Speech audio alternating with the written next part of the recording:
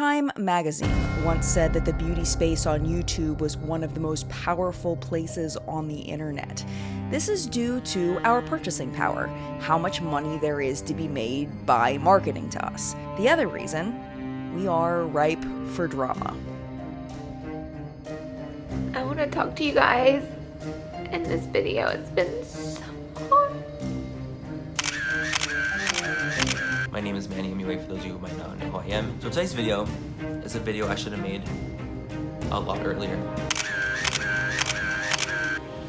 There have been many controversies surrounding beauty influencers on YouTube, and many of us know the lore well. The most well-known of all are what we dubbed the Dramageddons, Dramageddon 1 and Dramageddon 2.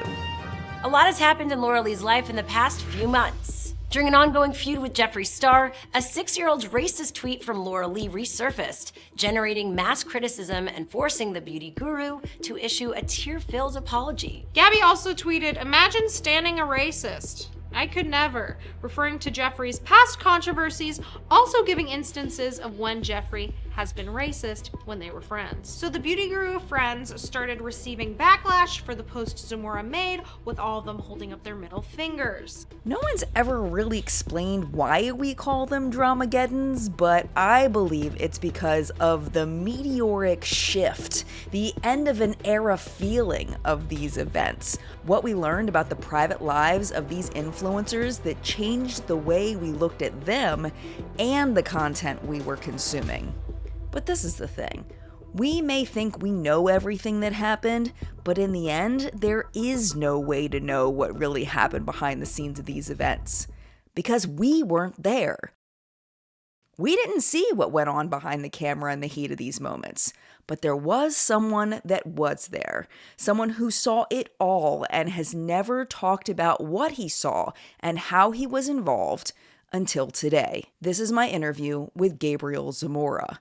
Gabriel and I sat down to talk about all of the things that he hasn't talked about before, things that very few people know, and he's spilling it all right now.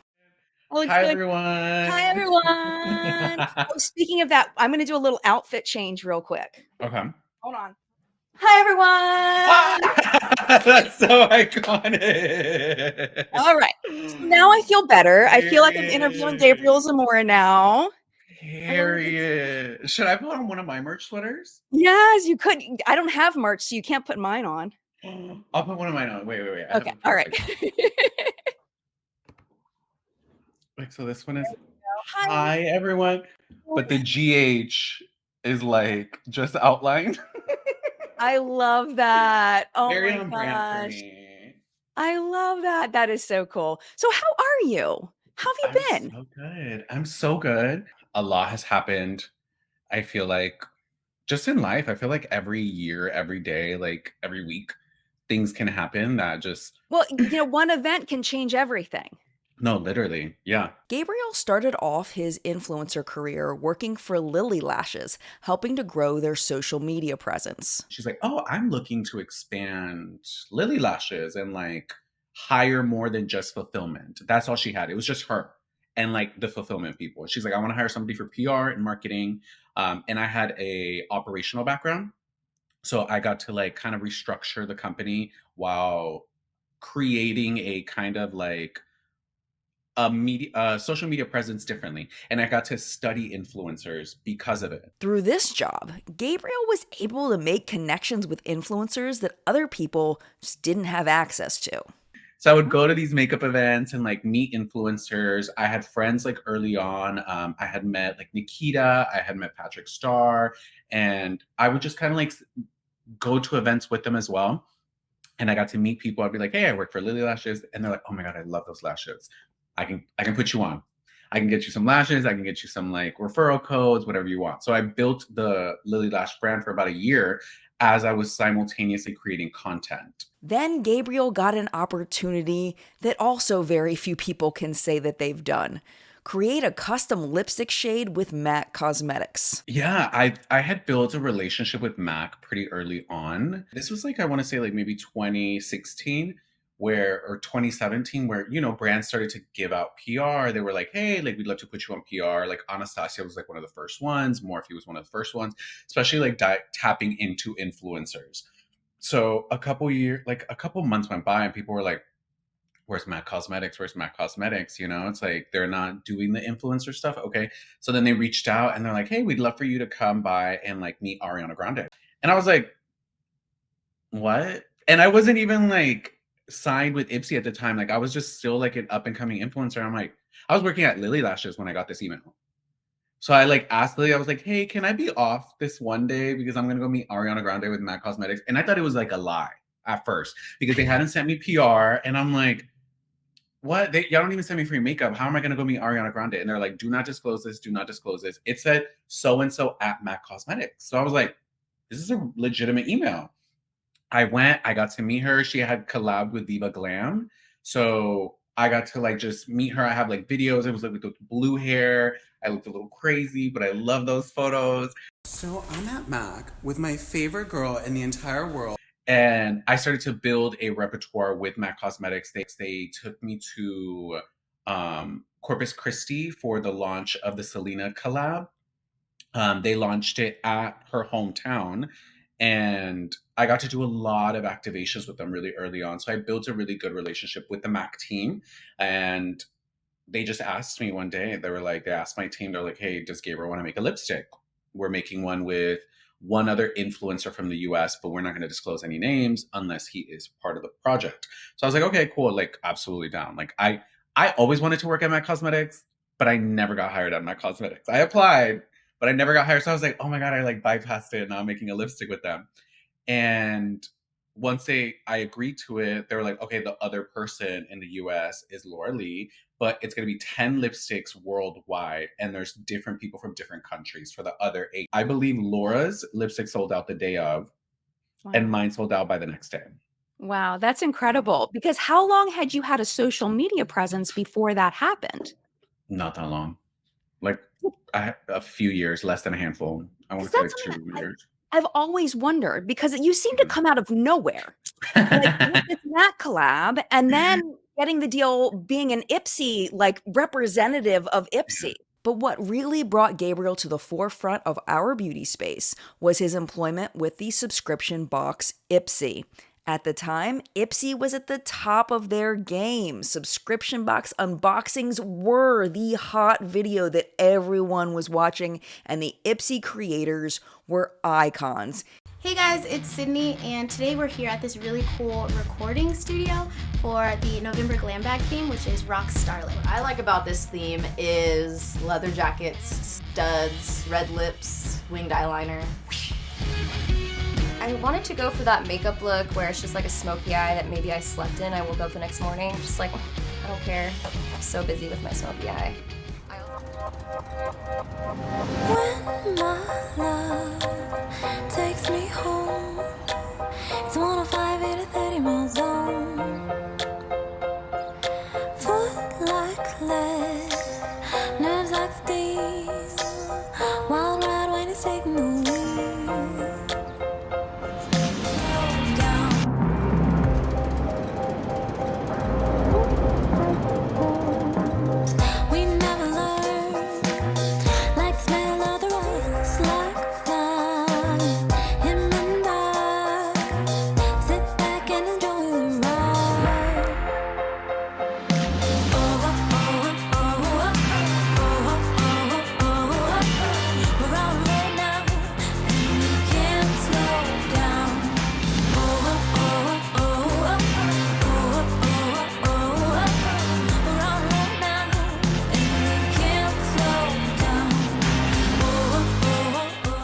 Here's Gabriel talking about how he got the job as an Ipsy creator. An employee at Ipsy, he had seen my content and he ended up like seeing me at, it was funny.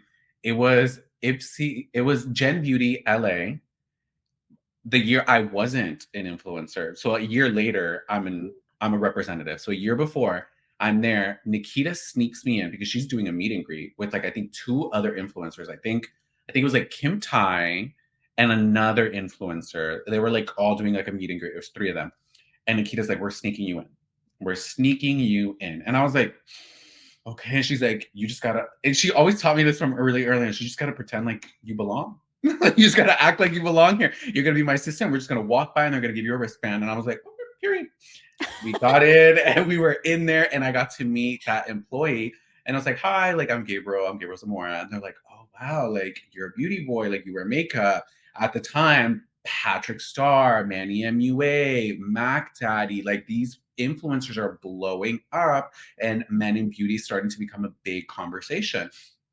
And I think Ipsy definitely saw like their opportunity of like, okay, like we have in-house creators. Maybe we don't need hella guys, but we do want a guy to be able to represent the inclusivity that the brand represents. Because for the longest, it was about like, it was very like female focused, which isn't a bad thing, but they changed their verbiage once they started to see a larger presence of men in beauty. And they're like, oh, how do we become more inclusive? So they're like, okay, like Gabriel's an up and coming influencer. They kind of like get you early on. They don't get you at like 1 million followers. They kind of get you early on. And I'm very grateful and thankful for that opportunity because for 3 years, I was like almost like in a capsule with Ipsy where I had a salary. I was able to like be living as a micro influencer in 2016, 2017, which wasn't really as possible as it is now. Like now there's more opportunities. Brands understand that micro influencers definitely have an ROI, definitely can create sales and can still build a community that purchases. But at the time they didn't know that. They were like, you're like, we don't know if we want to sponsor you. So I got to just really build my social media as Gabriel Zamora while still having like deliverables within the brand each year. At this point, Gabriel was immersed in influencer culture. His entire life centered around working at Ipsy during the day and hanging out with influencer friends at night, including Nikita Dragun and all of the influencers that she already knew in the space. So Gabby and I are shopping for some looks right now, looking so wanting to live the fantasy. It's too bright for the fantasy. This relationship with Nikita, his job at Ipsy, and the popular video style of collaborating with other popular influencers led to the creation of a very famous friend group: Gabriel, Nikita, Laura Lee, and MannyMUA. You know, going to all the Gen Beauties with these influencers, you've become really popular and you're in with this group of people. You also started doing a lot of collaborations with other influencers that were LA based, filming with them, and they were on your channel, you were on their channel. Yeah. What was that period of time like in the influencer space, being one of the people that like part of this friend group? The friend group that I remember the most was Manny, Laura, Nikita, and you. Yeah. So what was it like being, am I missing another friend group, or that was like the I think there was like interchangeable people definitely throughout time. I think at one point Patrick Star was in our friend group. At one point Jeffree Star was in our friend group. Like there's always like friends that have come, but generally like it was us four that were like really close. Well, that we were like the group. Because me and Nikita were really close, like very, very close early on. I met her even before I had moved to LA.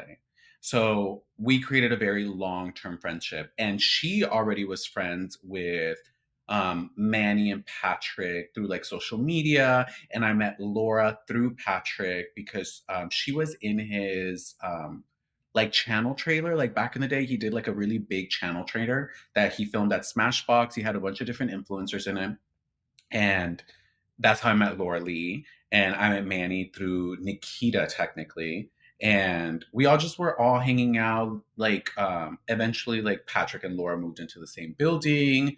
Manny was visiting LA more. I was living in LA. Nikita was living here. We were all just going to makeup events. We were also like, what is social media? Everybody was different sizes. I was meeting different friends that they would have, other influencers. And I think the best piece of advice to like up and coming influencers is just like, don't be thirsty. Just don't be thirsty. I think they all understood that. I was like, I don't care about y'all's fame. I'm more so fascinated maneuvering my own and like making sure that I'm doing a good job. It was never like ooh, you have followers. Let me hang out with you. Let me collab with you so I can like be seen with you. It was never that. Every time you saw me in somebody's stuff is because they asked me to be in it. But like any real group of people in real life friendships, there is bound to be some kind of conflict. And when everyone in the friend group has a strong social media presence, what one person does reflects on all the others. Controversial beauty YouTuber Jeffree Star had popped in and out of Gabriel's friend group, but permanently left it, according to Jeffree, because he felt used. Here's a clip from Shane Dawson's docuseries on Jeffree of Jeffree talking about his ex-friends. At one point, you can see the back of Gabriel's head with his bright blue hair. Is racist the only thing they think? Because I've heard like monster on Twitter, oh monster, oh evil, oh this, that. And when I really look into it, I don't really see much else besides like petty tweets. If you already don't like me, you're gonna get the portrayed version of I go through friends quickly. Right. And I don't think people get to see what really happens behind the scenes, so I always look like the loudmouth and the bad guy. Because I speak up and I clap back and I say things. Because it's 2018 and all you negative motherfuckers that were in my life last year, you're gone. See ya! A lot of it is it's not like I need to have the last word, I just don't like when there's misinformation. Like with my ex-friends, people still don't really know what went on. Why do I feel like they need to know? Because there's so many versions of what never happened out there, and for some reason I don't want to be portrayed as that still. Like half the people still think I'm the bad guy when I only loved and cared about all these people and boosted them up and gave them all my connections, and I'm still the bad guy. And it's like, how do you even trust the next friend? You know what I mean? It's like, I'm a damaged person, 100%. Behind the scenes, though, Gabriel had heard people talking about Jeffree's racism and was appalled. Even though he hadn't seen it for himself, he took the word of others in the beauty space and developed a strong negative opinion about him. Gabriel told me that he had seen Jeffree act crazy and that he and Nikita had started to distance themselves from him because they didn't want to deal with him. But it was the racism allegations that led up to what we now call Dramageddon 1. I'm going to go ahead and just let Gabriel explain what happened from here. So your friendship with Nikita, you said, was definitely the closest. And it seemed like that was the closest friendship because she's the one that you collabed with the most and continued to collab with over the years. Yeah. But you did have a situation that happened with that friend group that was loving. What are you talking about? You know, it was something. I remember there was some kind of picture or something, some kind of something. I think it was called Dramageddon. It was originally just Dramageddon, but then it had to be Dramageddon 1 because there was a Dramageddon 2, and then some people even say there was a Dramageddon 3. Yeah. So the Dramageddon 1 was kickstarted. If you've ever, anybody that's watching this, if you've heard of that, can we blame Gabriel for Dramageddon 1? Absolutely. We can absolutely say that I started it because that was the tweet heard around the world. That was the tweet that started it all. It lit the fire to the flame. All the other things were there. The dry brush was there, covered in gasoline with maximum oxygen, no fanning of the flames. Like it was ready to burn. And I said, here's the match. Let's light it up. My impression is you didn't do that on purpose. No. I didn't tweet that thinking Dramageddon was going to unfold. I tweeted it because I was being petty, and there's a popular saying that I reworded, and it's just like, bitch is bitter because my titties are bigger. Oh. Bitches is bitter, my titties is bigger. Yes. So I reworded it as like, bitch is bitter because without, and I wanted it to rhyme. So I was like, because without him, we're doing better. So it was like bitter and better. Those were the like matching things, right? Right. It was catchy. Yes, it was so catchy. And I love to write. You know, I've been writing poetry from time to time. I love it. So I was like, okay. Catchy, I think. Yeah, it was a little too catchy. I loved it. So, okay. So you tweet out the picture and it was like kind of a slow burn to an explosion. Yes. And it was exploding everywhere. Your life is exploding because from my perspective, it seemed like the Jeffree Star fans who were not happy with you subtweeting him, that you all were doing better now that you weren't friends with him, that his fans then dug up dirt on all four of you, or at least tried to. Yeah. and blew it up. And Yeah. it blew up more for some people than others. Yeah. It seemed to start with you Mhm. and then went to Laura and then to Mhm. Manny. Yeah. And it's like they tried to get Nikita, but they didn't. Yeah. Nikita was so unbothered by it. She's like, And I have questions about this, okay? okay. And I was gonna hold off on Nikita for a minute. But that was one thing that fascinated me about this whole situation is how Nikita came out completely unscathed in Mhm. all of it just by saying nothing. Yeah. I Like, think she what? went on Snapchat. She issued an apology on Snapchat, and then it was Okay. just that. It was like, "Okay, bye," and just, like, went about her life. It was unbelievable. It was it blew my mind because Mhm. everybody else is I mean, Laura's crying and Manny's crying and you're apologizing and Nikita's just like, whatever. Yeah. I'm good. I'm good. So what was that like? Like being there in it and being involved in it because the rest of us just watched it from the outside. Mhm. It's like being in your first fight, if you've ever been in one. You could be ready for it, you could have trained for it, but it's not until you're in that moment where that adrenaline is rushing and you're just like, "What is this feeling? What is going on?" You're just not aware. Like, that was my first I feel like these social media things sometimes are like digital fights. Now it's like, I know how to, like, compose myself. I know how to, like, handle myself. I know what to speak on, what to not speak on, what to hold of importance, of value, what's really important to address, what's doesn't matter to address. I know how to, like, maneuver it now. But at the time, I was like, what is this? Like, what is going on? It was probably like one of the most chaotic things I've ever been involved in. Now in hindsight, it definitely seemed a lot scarier in the moment. Like, it seemed like the world was ending. Like, it seemed like I I didn't want to leave my house because I thought everybody on the street knew. I thought everybody at the store knew. I thought everybody knew because it was such an echo chamber of us just constantly being in the beauty space where everybody's talking about it, everybody's tweeting about it, there's YouTube videos, there's this and that, but it's like when you go out into the world, like, some of these people don't know, some of these people don't care. But in that moment, you think everybody knows, everybody cares. And when they're looking at you, you think that they're talking about that, thinking about that. And I was like, for months after, even though I didn't come out the most negatively out of it, I was still like worried that, like, people were upset at me because they were at a certain point. To get that much level of hate on the internet, it still feels like you're being punched. Like, you're still going to be a little, like, traumatized by it and have, like, a tick to it because that's a lot of hate to just get on the internet. Yeah. Oh, absolutely. Our brains are not wired to take that much feedback as a Mhm. person, and especially having never been through something like that before and having Mhm. that be your first big scandal with something that has gone down in the history of the entire YouTube space, not even just the beauty community, but, Yeah. that was a huge deal, That was the and that was your first. first time ever experiencing anything like that, so that makes Yeah. perfect sense that there would be, like, a level of trauma there, really. I Yeah. mean, from having all of that come at you, not that you were, you still made the choice that you made, and, Yeah. I know you take Mhm. responsibility for the choice that you made, but Yeah. there's still that human element of it. Yeah. Yeah. Like, we're still gonna, like, be nervous and anxious, and that's gonna be overwhelming. Yes, but I think your story is very different as compared to the other 3 in that you were the one who put the picture out that Mhm. kind of got everybody talking and the digging started. And then you came out with your My Truth video, Yeah. and you were getting all of this hate for the picture, but then your Mhm. My Truth video dropped, and it seemed like there was a huge shift Yeah. in audience perception, in the feedback toward you, in the way people felt about you. Can you tell me a little bit more about what that was like from your perspective?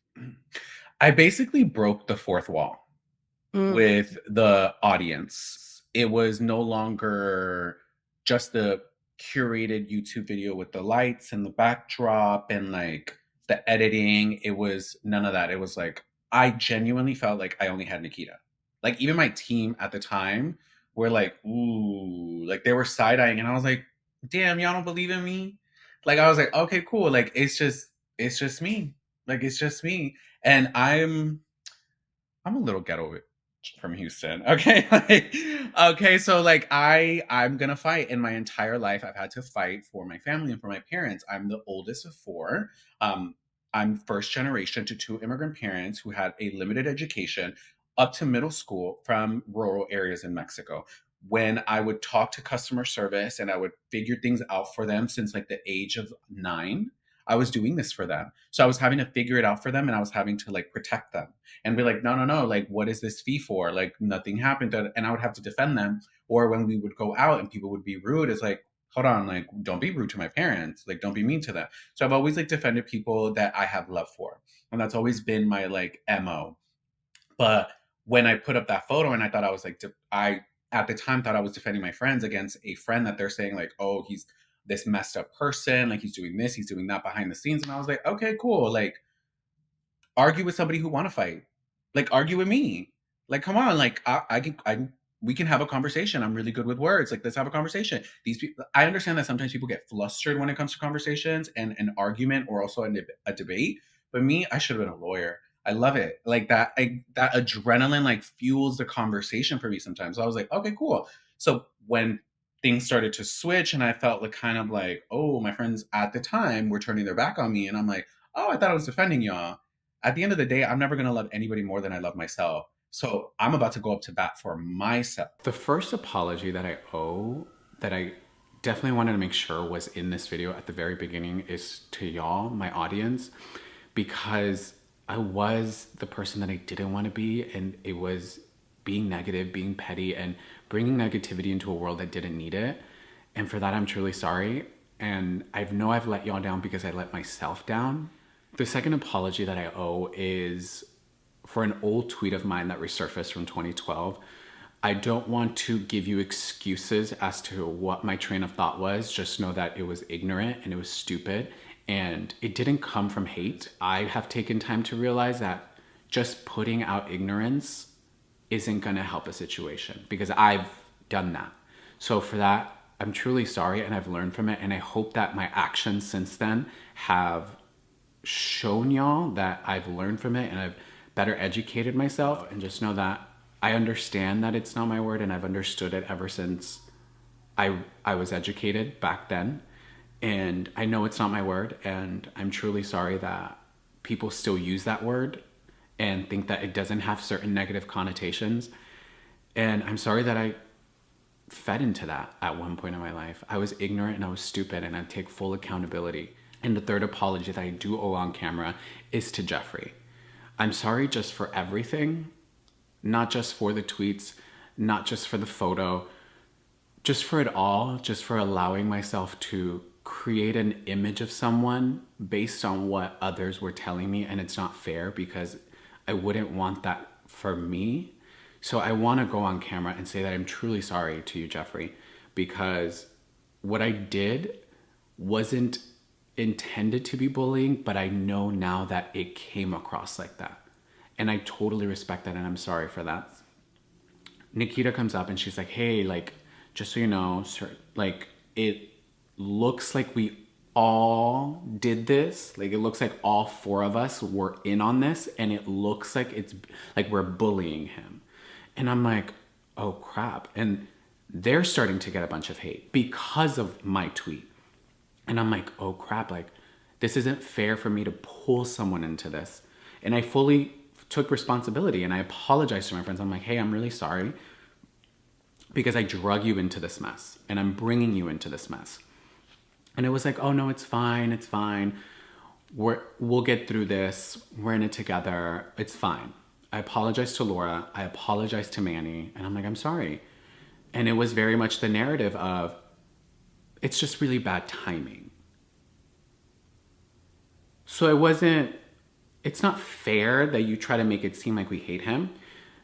It's just really bad timing because of this docuseries and everybody's on his side. And in my head, I'm like, well, if you feel some type of way about someone, regardless of when it is, you should still feel that kind of way. But I'm like, okay, you know what? It's true. I'm going to just listen and take that and allow people to speak. And if they're saying that and this is how they feel, that's fine. I then go to Laura and I'm like, hey, I'm really sorry. I don't know what to do in this situation. I want to somehow start making this better. what do you think I should do? And she's like, do you mind deleting that photo? Because even I agreed, there was just a lot of accusations about her family, a lot of just false accusations about her family. And then it started to, people start saying certain things about certain people. And it was like, is this true? Wait, is this true? I was seeing those responses. And I'm like, okay, I totally agree. I'll delete it. She's like, are you sure? And I was like, yeah, I'll delete it. I'm taking full ownership. This is my fault. I know what I started and I want to make this better. That's why I deleted that tweet, because Laura asked me after I offered, how do I fix this? I get onto the bus. I'm still not aware what's really going on with everybody else, but Nikita's like, are you okay? I was like, yeah, I'm fine. And she's like, okay. Like, there's, like, just so you know, they're starting to bring up, like, tweets on everybody. Like, they're bringing like, old things of everyone up. And I'm like, that's not, I didn't want all this to happen. But when you put out negativity out into the world, just understand that it will give it back to you. The conversation is had of, hey, just so you know, it's becoming a lot more. And I'm like, okay. And we've been talking to our managers and our PR team, and we've just been thinking of a PR way to handle this. And I'm like, okay. And they have recommended that you take full accountability for the photo, you apologize for the photo, and you apologize to us for us not being involved. So I don't like that it seemed that I was the only one who thought this. I don't like that it was like, oh, Gabriel, you're gonna take full accountability. Cool, I did tweet it, but let's not try to make it seem like other people didn't really think these things. So I'm like, okay, cool, but I will take full accountability. I will take that. If I will take full accountability. So these beauty gurus that were in the picture holding up their middle fingers, they liked the tweet when it came out, but then when there was backlash about the tweet, they all were like, no, we didn't see the caption, which is completely throwing their friend, one of their best friends, Gabby, under the bus, because he's the one that tweeted it, but obviously they favorited the tweet and they liked it, but they're like, no, it was all him. It was all his fault, which isn't what friends do. In case you need a friend lesson. Who likes a tweet on Twitter without reading the caption? The whole point of Twitter is for the caption. I reached out to Jeffree and we had a conversation and I was like, I feel like I want to make a video. He's like, you definitely should, and just like address things. And I was like, okay, cool. I filmed the My Truth video a total of 3 times. The first 2 times were like too emotional. Like I was too like heated. I was too upset and I wanted to vent, and it felt really nice to vent to the camera and be able to see it back and be like, ooh, Gabriel, that's 2 hours of emotion. You can cut that down. Like, you can cut a lot of these things down. And when I finally just filmed My Truth, I was like, okay, I'm just gonna sit in front of here. I have a skeleton outline of things that I want to talk about that I'm gonna hit, and at the end of the day, it's my truth. Like, this is what happened. It's my perspective. It's my truth. It wasn't the truth. It was my truth. It's my experience, my perspective, everything that I know to be factual. And I just sat there in front of the camera and I said, let's do it. Let's just film. I didn't edit anything because I didn't feel like I needed to edit anything. Then I was like, okay, like we need to hit these points. I listened to the audience. I was like, okay, what do you want me to address? I saw the videos. I saw the conversations in the comments of the Drama Channel videos. I saw the conversations on Twitter. I saw the conversations in my DM. So I addressed what I needed to address, and it felt like such a relief. And even like, mind you, like the only person I sent this video to was Nikita, and she watched it. And she's like, oh my God. She's like, I don't know how that's going to go. Like, I don't know. She's like, there's never been anything like this on the internet. Like, I don't know. They're either going to hate you or they're going to love you, but you're not lying. And I was like, okay, like, I don't know if that helps, but okay. And I just remember clicking upload and I'm like, it's 48 minutes long. I have to wait 48 minutes to even see comments because people have to watch the whole thing. So people are going to start commenting early on, probably negativity. And I was like, don't watch it for 48 minutes. Don't look at the comments for 48 minutes. So once I hit the 1 hour mark, Nikita came over and I hit upload and she's like, oh my God, you uploaded it. And I was like, I had to just put it out there. And I just remember like I hugged her and I just cried. And I was just like so scared because I was more so scared about losing my career for the sake of my family, because the money that I make and the opportunities and things that I get, I share within my family. I bring it to my family. So I was like, damn, did I just really mess up my career and this opportunity to not only like create success for myself, but also create success and opportunities for my family? I was like, I have to fight for that. I have to fight for that at all costs. And if y'all hate me after this, that's perfectly fine, but I'm not lying. And here it is. If y'all are like, no, we still don't fuck with you, okay, cool. I'm cool. I'll take that. But I can at least say that this is now my truth. Like, this video in and of itself, I'm not lying. I'm not holding anything back. It is what it is. And if y'all hate me, great. If you can understand me a little bit better, even better. Because that's what I wanted. I just wanted to be understood a little bit better of like, why did you do what you did? Why did you tweet this? Why was this photo of like, what's going on? And I was like, okay, I'll give it to y'all. And one thing we've talked about recently on my channel is about when someone gets canceled, how do people handle that? And recently I just put up a video about a person who was canceled, and she basically said, I wouldn't wish that on anybody, and said, you know, how horrible of an experience it was. But this person never really took any responsibility for the reason why she was canceled. She just kind of said that was terrible. No one should be canceled. But That's it ridiculous. sounds like and kind of my perspective is that when you quote unquote get canceled, if you're being canceled for a reason, then it's an opportunity to see things from another point of view. It's Mhm. an opportunity to hear the voices of a perspective that's not yours in order to consider that maybe I am off base here. Mhm. And I think that's personally, that's why I think that your video resonated with so many people, was you did exactly what you said. You read through what the concerns were, you internalized it, and then you put it back out and said, this is what you told me. Yeah, you're right. I messed up here and here and here. But then here are some things that you didn't know about the situation. Mhm. Here are some things that I want to add to context just so you know the full story, and then you can decide what you want. And I think that that's why this went over so well. And what's so impressive about, and to me at least at the time, is I don't think anybody had, at least in our space, done that before.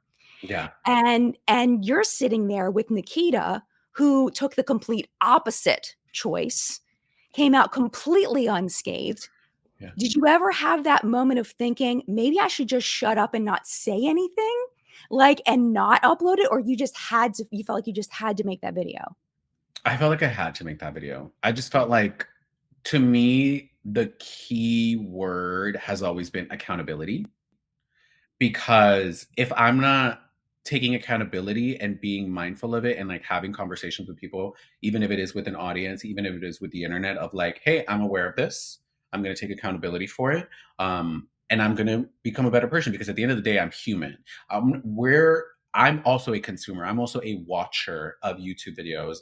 So if you can't take accountability, then it's like you look kind of crazy.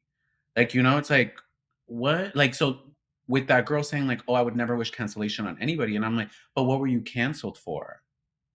That's what I want to know, because at the end of the day, yes, there's some crazy people on the internet, absolutely, that will just message you something malicious or like, that was the most disgusting outfit, da da da da. I get it. But when it's thousands of people having a similar statement towards your direction, maybe just take a pause and be like, is there anything I can learn from this? Is there any truth to it? Is there anything of point where I'm like, I can pick from it, of like, can I learn from this? Because a lot of people who say, oh, I don't like cancel culture, it's like, it's not really cancel culture, it's accountability culture. They're just saying like, hey, you did this, we don't like it. So what are you going to do about it? Because you're a public figure who is supported by fans. And a lot of those fans will literally take away their support. They'll take away their purchasing support. They'll take away their viewership. They'll take away their engagement. They'll take away all of that. And I think the audience has learned that they're like, hey, if you're a messed up person, we're not going to support you. And guess what? That affects your dollar. That affects your pockets. Yes, it's true. It's absolutely true. Absolutely true. And speaking of people coming and going, as far as your life and people that have come and gone out of your life, are you what happened after all of that went down as far as your friendships? Like, I know that it was especially rough between you and Manny because you had called out some of his behavior as far as him using people. What happened next was where I got upset that I was being painted in a different type of way. So first, Manny's apology wasn't an apology because there wasn't an I'm sorry in there. His initial quote tweet of mine. I wake up that Tuesday and I get a notification that he had quote tweeted me. And I'm like, wait, what? Okay, let me go to it. Thank you for owning up to it and all these things. I'm like, excuse me? So I screenshot it because I'm like, wait, am I crazy? Thank you, Gabby, for speaking up. We took that photo with the intent of recreating Kylie's 21st birthday picture with her sisters. True. The reason I liked it was because it was a photo of the four of us being silly the night before. I didn't read the caption as I had been running around. He was in his hotel, just so you know, when he was liking and responded to it.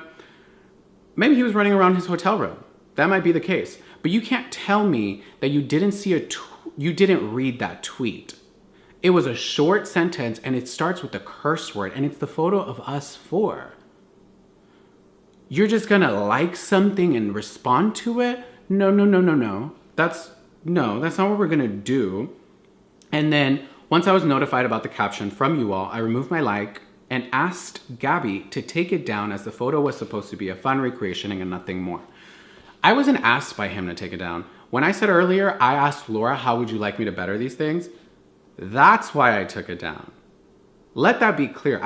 So that's why I'm like, why are you now creating this narrative? The same thing you do in every situation. If we're keeping it 100, let's keep it 100. You feel these things. So not only are you being messy in your quote tweet, let me go look at what you've been liking and what you've been responding to. So why am I seeing, of course you didn't read the caption. It was all fun and games until it backfired on the four of you. It absolutely was not at all. It was childish and I'm too grown for that, honestly. You're too grown? Too grown for what? You constantly talk about him. You constantly say all these things. You constantly use people. Let's look at track records. I don't have bad blood with anybody. Maybe there's one person that me and her have an understanding of. We don't with each other, but let's keep it respectful. That's it. She's not in this community. So why are you the one who constantly keeps burning bridges and using people, but you're too grown? No, you can't. You say worse. Let's keep it 100. You've said worse.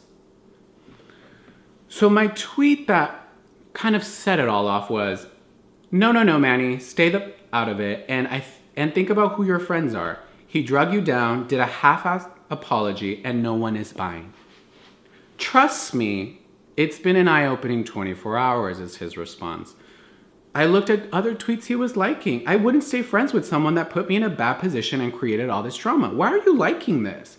Yeah, I may have started this, but let's not act like you don't feel like this. If not worse, because I've heard you say worse. When I woke up, I was like, you know what? There's a certain individual that I do need to cut out of my life because it's always just been toxic. A lot of the negativity around you and around your friends has been due to this one person. There's the same factor in all these negative situations around your life because I've had a lot of friends and there's always these negative things going on and that seems to be the remaining factor, and that's Manny. So then I unfollow him. Of course he freaks out because people are now catching on to it, and he then sends me a voice memo that he's outside my building. And it's like, hey, I'm outside your building. You can't come into my building unless I allow you and you're on a list. So of course he's not being let in. So I get a voice memo, hey, I'm outside your building. I don't know why I'm here. I just wanted to talk to you face to face. I know you must be going through a lot. We're all going through a lot. What do you mean we're all going through a lot? What are we all going through? Because it looked like I was the only one going through it. Yeah, certain people were going through things as well, but I didn't tweet other people's things. My photo, I have now taken full accountability for. That tweet I've taken full accountability for. I have apologized to y'all publicly. What do you mean we at this point? Because y'all are liking shady things. It's no longer we. And then he apologizes for liking and responding to things that he misinterpreted. I'm tired of this. I misinterpreted this. Oh, I'm so sorry because of this. Oh, I'm so sorry, but it's because of this. No, if you're sorry, you're sorry. Just keep it 100. keep it 100 with me, and I will respect you. But when Laura's apology came out, and she was dragged through the dirt, dragged through the mud, because you got a lot of hate for not responding to that, and she made sure to include it in hers. You weren't anywhere to defend your friend. But there's a tweet of her defending you at one point. There's your best friends. I'm tired of this narrative being put out that someone is so sweet and someone is so good, when behind the scenes I know so much more. And I'm going crazy because this image is being painted out and it's being well received as, you're good. No, your friend was just dragged to the dirt. I know for a fact that Laura isn't a malicious person. Does she do stupid things? Yes. But I personally, in my experience with Laura, know that she's not a malicious person. But I'm not going to go up to defend her because I didn't get no defense. You were liking shady things. I'm not defending you at this point. But your best friend isn't going to defend you and is going to allow all this while you get the biggest hit and you're losing the most? That got really messy for a minute. Were you able, or did you even choose to try to be friends again with Laura, Manny? Well, I think you ended up doing campaigns with Jeffree after that, yeah? Yeah. I ended up still having a relationship with Jeffree after all that. We would message, we would kind of like talk about different stuff. Like, oh, those messages and those phone calls were some of the funniest because we were talking about everything that was going on in the beauty space. And Jeffree just doesn't hold back. So it was like funny. Like we would send audio messages like, did you see this girl? Da, da, da, da. And then one day he just calls me and he's like, hey, like he was doing a campaign and my best friend at the time was doing his hair for some of his campaigns. And he was like, I'm launching a concealer and they just said you have really good skin. Do you want to be in my campaign? And I was like, sure. Like, why not? Like no other friend has ever asked me to be in their campaign for anything. So I'm like, why not? Cool. Like you're paying me to be a model in a campaign. Like, absolutely. Why not? So we ended up creating that friendship. And I want to say a year later, maybe a little bit less than a year, around 9 months, I got word that Laura wanted to reach out to me. And she wanted to kind of like mend the friendship because me and Laura didn't really have a harsh falling out in the whole like My Truth video. Like I was like, you complained about him and you told me he did some messed up things to you, but you didn't throw me under the bus. You liked 2 shady tweets about the situation, but you didn't really throw me under the bus like that. Like you weren't replying to these people and saying certain things to the capacity of Manny at the time. So I'm like, okay, like cool. Like, cause me and Laura had a really good friendship. Like we really did. Like me and Manny at the time weren't that close. It was like me and Nikita were really close. Me and Laura were really close. Me and Manny were not that close.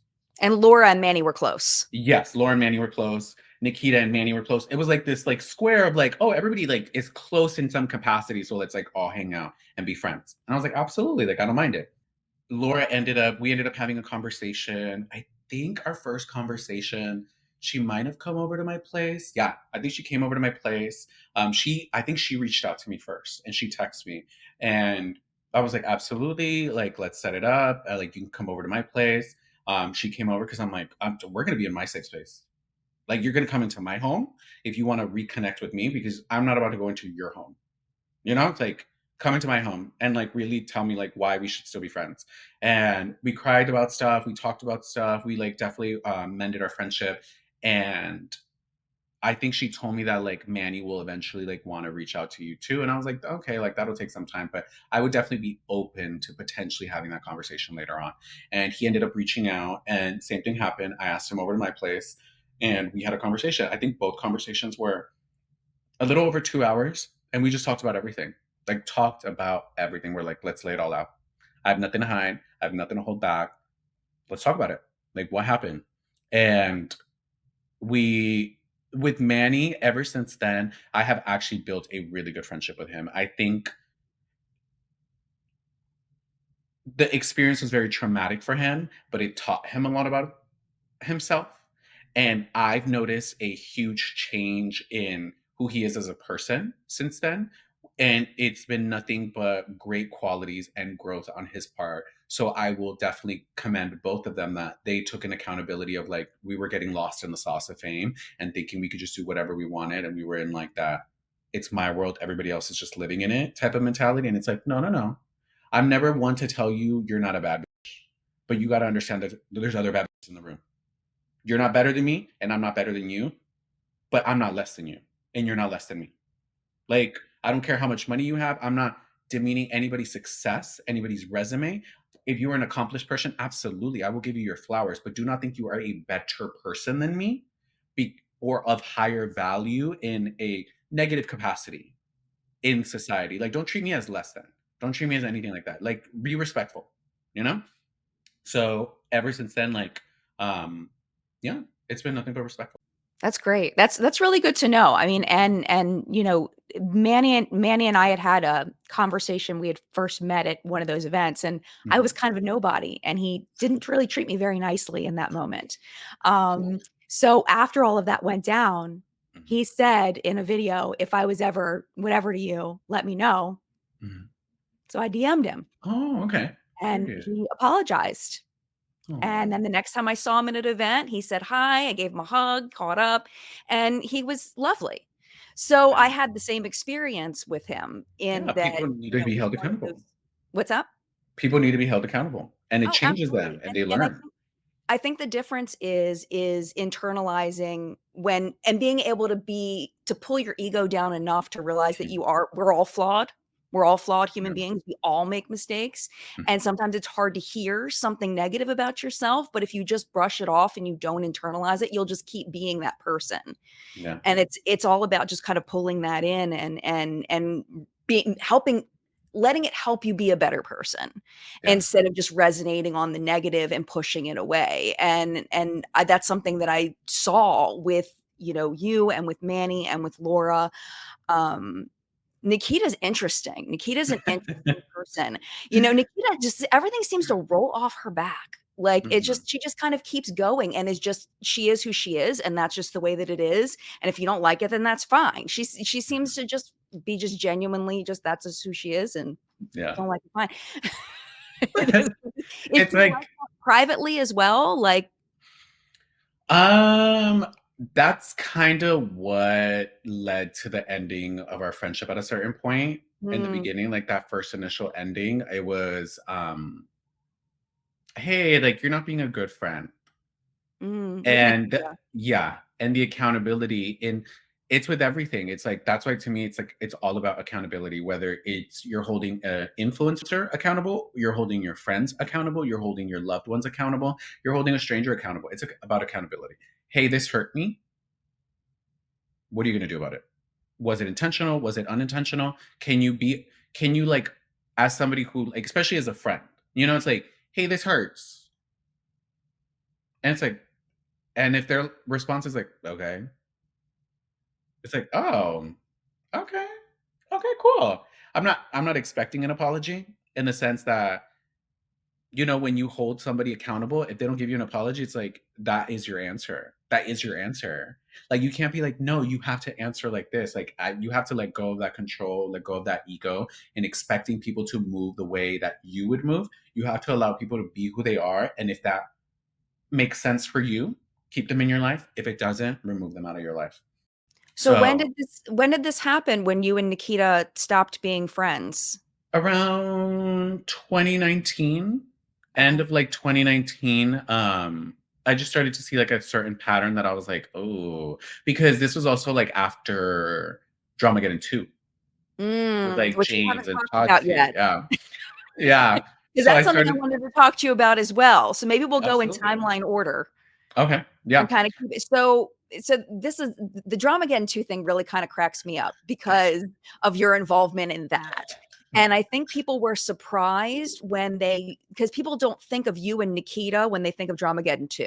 They think of you and Nikita when Dramageddon 1, but you and Nikita were very involved in the start of Dramageddon 2. In that you put up a video because you didn't understand why Tati was mad at James. Well, you didn't put it up specifically for that. It was a drama and opinion. So there were plenty of drama, plenty of opinions in there. One of the opinions was you didn't understand why Tati was mad at James for doing the Sugar Bear hair sponsorship. That didn't make any sense. So when Tati filmed By Sister, which is now infamous. Yeah.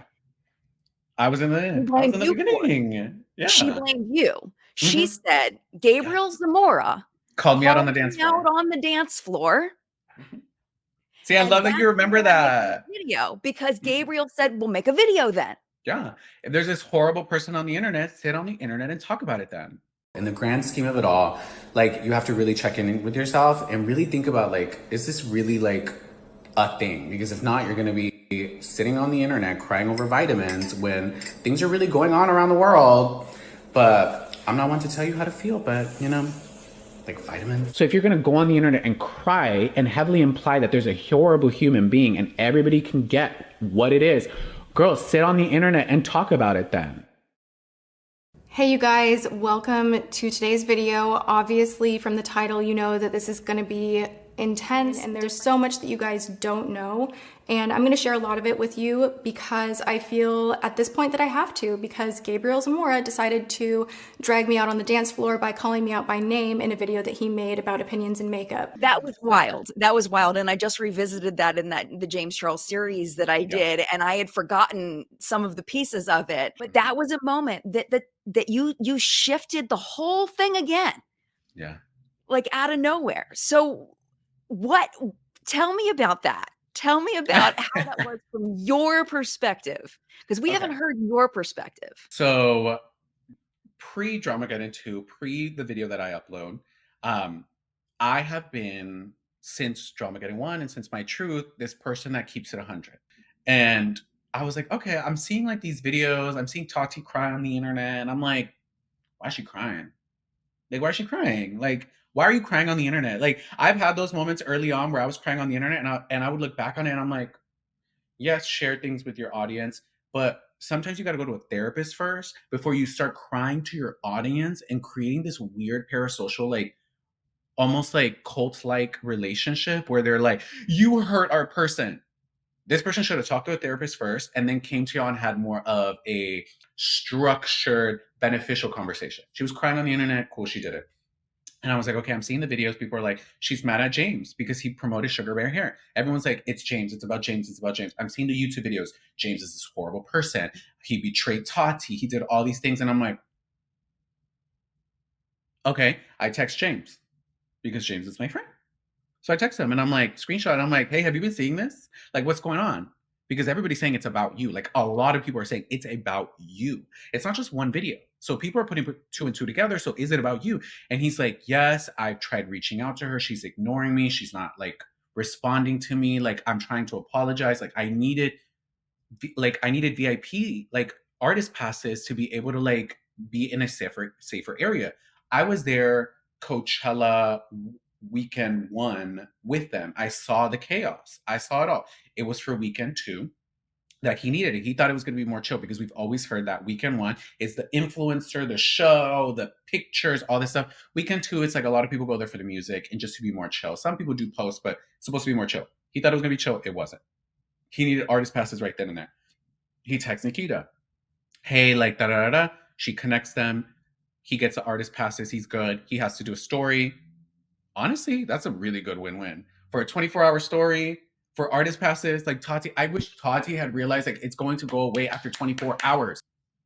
Right. It's not an in-feed post. They can't reuse it. It's not whitelisted on Sugar Bear Hair. Like, they're not going to continuously repurpose this content. It's on his story for 24 hours. You can be her, have a conversation with your friend. So I'm seeing it. And then I have conversations with drama channels. I was having conversations with Rich Lux, Dustin Daly, Ashley Kyle, all these drama channels because our messages were open. Because during Dramageddon 1, I was like, don't talk about me and lie when you can ask me. Just ask me. Our conversations are open. If you have a question about me, ask me. Oh, sources say, who's the source? Me. Ask me. Like, why do you have to ask sources? Ask me directly. But I get that they were like scared in the beginning where it's like, can we ask? Yes. I've created an open conversation. So then I was like, hey, like, what's going on? And they're like, oh yeah, it's really messed up. And we're hearing like things are rumbling behind the scenes. And I'm like, that's weird. So then I was like, I feel like being messy. So I'm going to do a video. And I tweeted, I was like, hey guys, what do you want my opinion on? Like, I'm doing a makeup and opinions video. Tweet me things that you want my opinion on. And that topic is towards the last third of the video because I was addressing other things, giving my opinion on other things. But I knew it was the top tweet in that response of like, James shading Tati, betraying Tati. And I was like, ooh, I'm gonna let it marinate and I'm keep it towards the end so they really watch it. And I'm gonna address it and I'm gonna put my little 2 cents in. Like, what is she crying about? Vitamins? Like, I'm confused. And I started to put like 2 and 2 together where it's like, wait, you're upset that James is, and this is all from Dramageddon 2. Anything that James has done after Dramageddon 2, We'll get I was there. only defending James. Well, and you also denounced Jeffree too at one point too. So we'll get there. Anybody that's watching it, just know. Yeah. Gabriel, So we're gonna get there. Yeah, I need to preface it. Like, it's like, wait, are you defending him? Yeah. I was defending him. Before we knew. Yeah, I was defending him pre-Bi Sister. And I even told him, I was like, hey, do you mind if I talk about it? He's like, no, I don't care. Like, it's your opinion. It's your YouTube channel. Like, just, you know, it is what it is. I was like, period. So I had the video edited. I went to New York City. I had the video, right? It was coming out. I was in New York City for a weekend. It was coming out the next week, right? I'm in New York City. I think I was there with like Gucci Beauty for an event. And I'm talking to Rich Lux, right? I'm talking to Dustin Daly. And they're telling me, oh, Tati's going to address this. She's coming out with a video. And I was like, excuse me?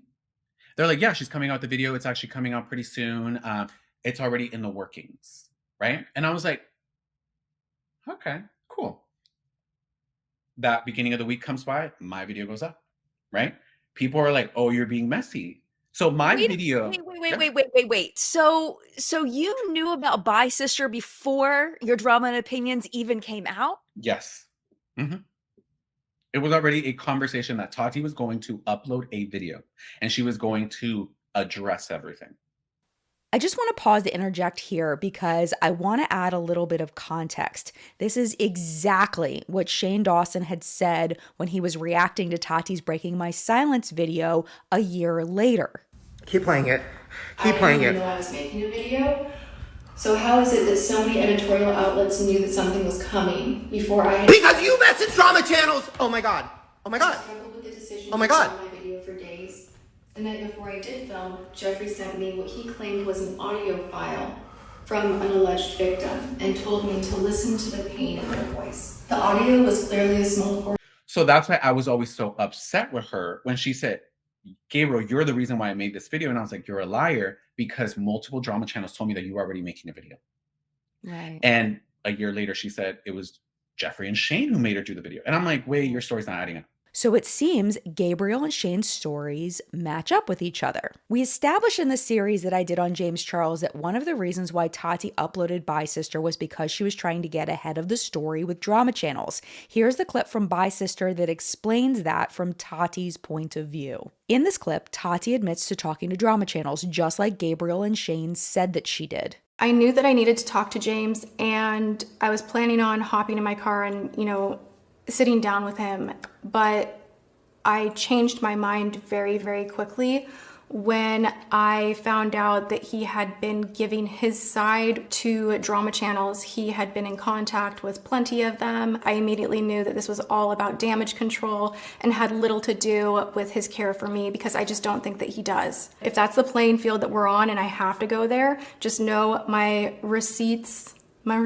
are like stacked thick. To be in full disclosure, I have spoken with 2 drama channels that reached out, and one of them is Here for the Tea, the other is Tea Spill. They're both making videos. I needed to share a little bit of where I was coming from, and even in those messages, like the first thing that I say is like, I'm crushed because this person was family to me. This person is someone that I absolutely loved, cared for, and would have spent all the time in the world protecting. But he's just too far gone at this point, and the behavior that I don't think I can even talk about, like the DMs that I'm getting and the things that I'm hearing are so gross that I don't think that I can protect that, and I don't think I can help that, and I I have to let this go, you know, like I have to let this go. Where the difference is that it seems that they were talking to different channels. Gabriel was talking to Dustin Daly, Ashley Kyle, and Rich Lux. Tati was talking to Here for the Tea and T-Spill. Now, I decided, because I have a direct connection to Rich Lux, that I was going to reach out to him and ask him some questions about this situation. This is what he had to say. I think it's better if I get on here and speak. Here's where things get blurred, is when Tati said, how did Drama Channels know I was making the video? And he said, because you're talking about Drama Channels.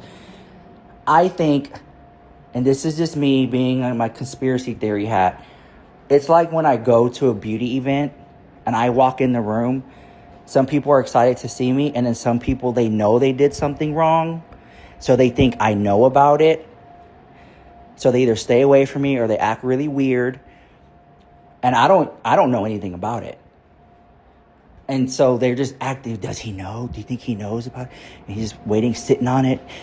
And I think that Tati at that moment, when she said that she didn't know, or how did Drama Channels know, I think a lot of it was, you don't know if stuff got out, if we don't know what people know. And so maybe that had to do with it.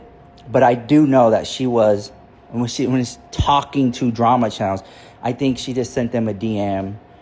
Hey, I'm going to do this video. Get ready, it's going to drop. I don't know if that was considered talking or just giving them a heads up. Because when it came to making my videos, I was never talking to Jeffree or Shane. It was simply, heads up, this is about to drop. And so I knew something was coming. I didn't know the details. But at that time, if you can get ahead of it, you would get the most views. And you already know, you get the most views, you get the most money, you trend more, people more likely to click your video. So it was good to have, even an hour before a video drops, a little bit of a heads up. So I was like calling these things out, and people were like, and people were saying like, oh, Gabriel Zamora talks about Tati. Gabriel Zamora talks about Tati. I see my like recommended on YouTube, and I was like, I did my job. I did my job. I'm getting the conversation flowing, and I'm adding more conversation and different thoughts and different perspectives to a situation that it shouldn't just be, oh, poor Tati, she's crying. Somebody hurt her. Somebody hurt her. Look at this girl crying. But what happened? What happened? Then she comes out with Bye Sister, and me and Nikita are like, oh, she just uploaded a video. And it said like, I think like 5 minutes, right? And we're like, Bye Sister. I was like, gag, like that's a title. Let's click on it. And we watched it. And You we're and like, Nikita watched Bye Sister together for the first time? yeah, just me and her. And That we're must sitting have there, been we're a like, moment. and we're like in her like living room, we're like, period. Like, oh, she wants to address things. She wants to talk about things. And I was like, okay, I'm clocking everything, right? I'm like, this isn't a Gabriel Zamora My Truth video. Like, I'm seeing what you're doing, because the thing is, I understand how to manipulate with words. I understand it. I don't do it, but I can clock it. And I saw what she was doing, and I'm like, wait, like you're being weird. You're being weird. Like you're being weird. This is so crazy to me. And when I was listening to her stories, because she mentioned me twice in that video. She mentioned me in the beginning when she's like, Gabriel, you called me out on the dance floor. And there's so much that you guys don't know, and I'm gonna share a lot of it with you because I feel at this point that I have to, because Gabriel Zamora decided to drag me out on the dance floor by calling me out by name in a video that he made about opinions in makeup. And then she mentioned me later when she's like, and I told you about the waiter, and Gabriel Zamora, you were there. And it just seems like you're complicit with all this. And I'm like, in her kitchen. Yeah, and I was like, no, James's kitchen. And I was like, complicit in what? I don't know Gabriel Zamora. We've never had any beef, but we are not friends. Majority of the time that I've spent with Gabriel Zamora was in James Charles's kitchen, which was not too long ago. Before that, I'd maybe give him a hug. Hi, how are you? At like a couple of events maybe throughout the years, but we aren't friends. Cracking someone's sexuality is not an escape room. This is shit that will follow them for the rest of their lives. And you need someone to tell you to stop it. And that's exactly what I did in your kitchen in front of Gabriel Zamora. So I'm really shocked, Gabriel, that you really don't care about this at all and what is happening. You are totally complicit with the situation, obviously, with the video that you made. All right, I'm pissed. I literally eye to eye, had enough respect for you and love for you and care for you to tell you to go and get some help. I told you that this was not good and that you could have your career completely destroyed. Complicit in who? No. I was like, okay, cool. I was like, do I need to address this? I was like, nah, I don't fuck with her. Like, I don't really care about her. Like, it is what it is. Like, I'm not really being that dragged in it. Like, yeah, people are dragging me for it, but I don't really care. James is in Australia. It's a different time zone, all this stuff. Then we see him upload. I text him. I was like, hey, girl, like, what are you up to? Like, did you see the Bye Sister video? Then I see him upload that, like, I'm sorry, Tati video with, like, the glasses, and he's just breathing a lot. And I was like, oh my God, who okayed this? Like, who okayed this? Like, why did you upload this, right? And I'm like, oh my God, this is crazy. His friends are there at the time with him, like traveling with him. They're telling me he's really going through it. I still have all those text messages from those friends. They're like, he's really going through it. We're really scared for him. Like, we're literally not letting him out of our sight. We've taken his phone away. Like, he is hysterical. Like, what is going on? Like, da da da da. And like, people are canceling James Charles. They're dragging him. They're doing all this stuff. And I'm like, over vitamins? Over vitamins. That's what, to me, I was like, over vitamins. Like, and then I called our mutual friend that was there with James, Cassie, and I called her and she's crying. And I hear James hysterically crying in the back, like going through it. And she's like, I'm really scared. Like, I don't know what's going on. And I was like, put James on the phone right now. And I was like, James, like, what the what's going on? And he's like, I up, like, I feel bad. Like, I feel like I'm this horrible person. And like, I didn't know it was such a bad thing. And like, he was just so distraught. And like, they were saying like he was having suicidal thoughts. And I was like, don't you dare do anything to yourself. Like, this is crazy. And mind you, like, I talk real crazy. So I was like, these motherfuckers want you to bow to them. They want you to bow to them and kiss the ring.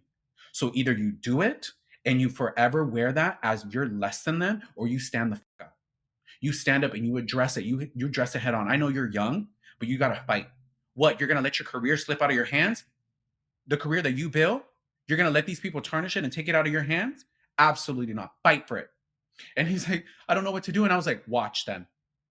So I got off the phone and I went on Snapchat and I did a 10-minute rant. This is at the time where Snapchat only did a minute. And I was like, hey guys, let's start addressing some things.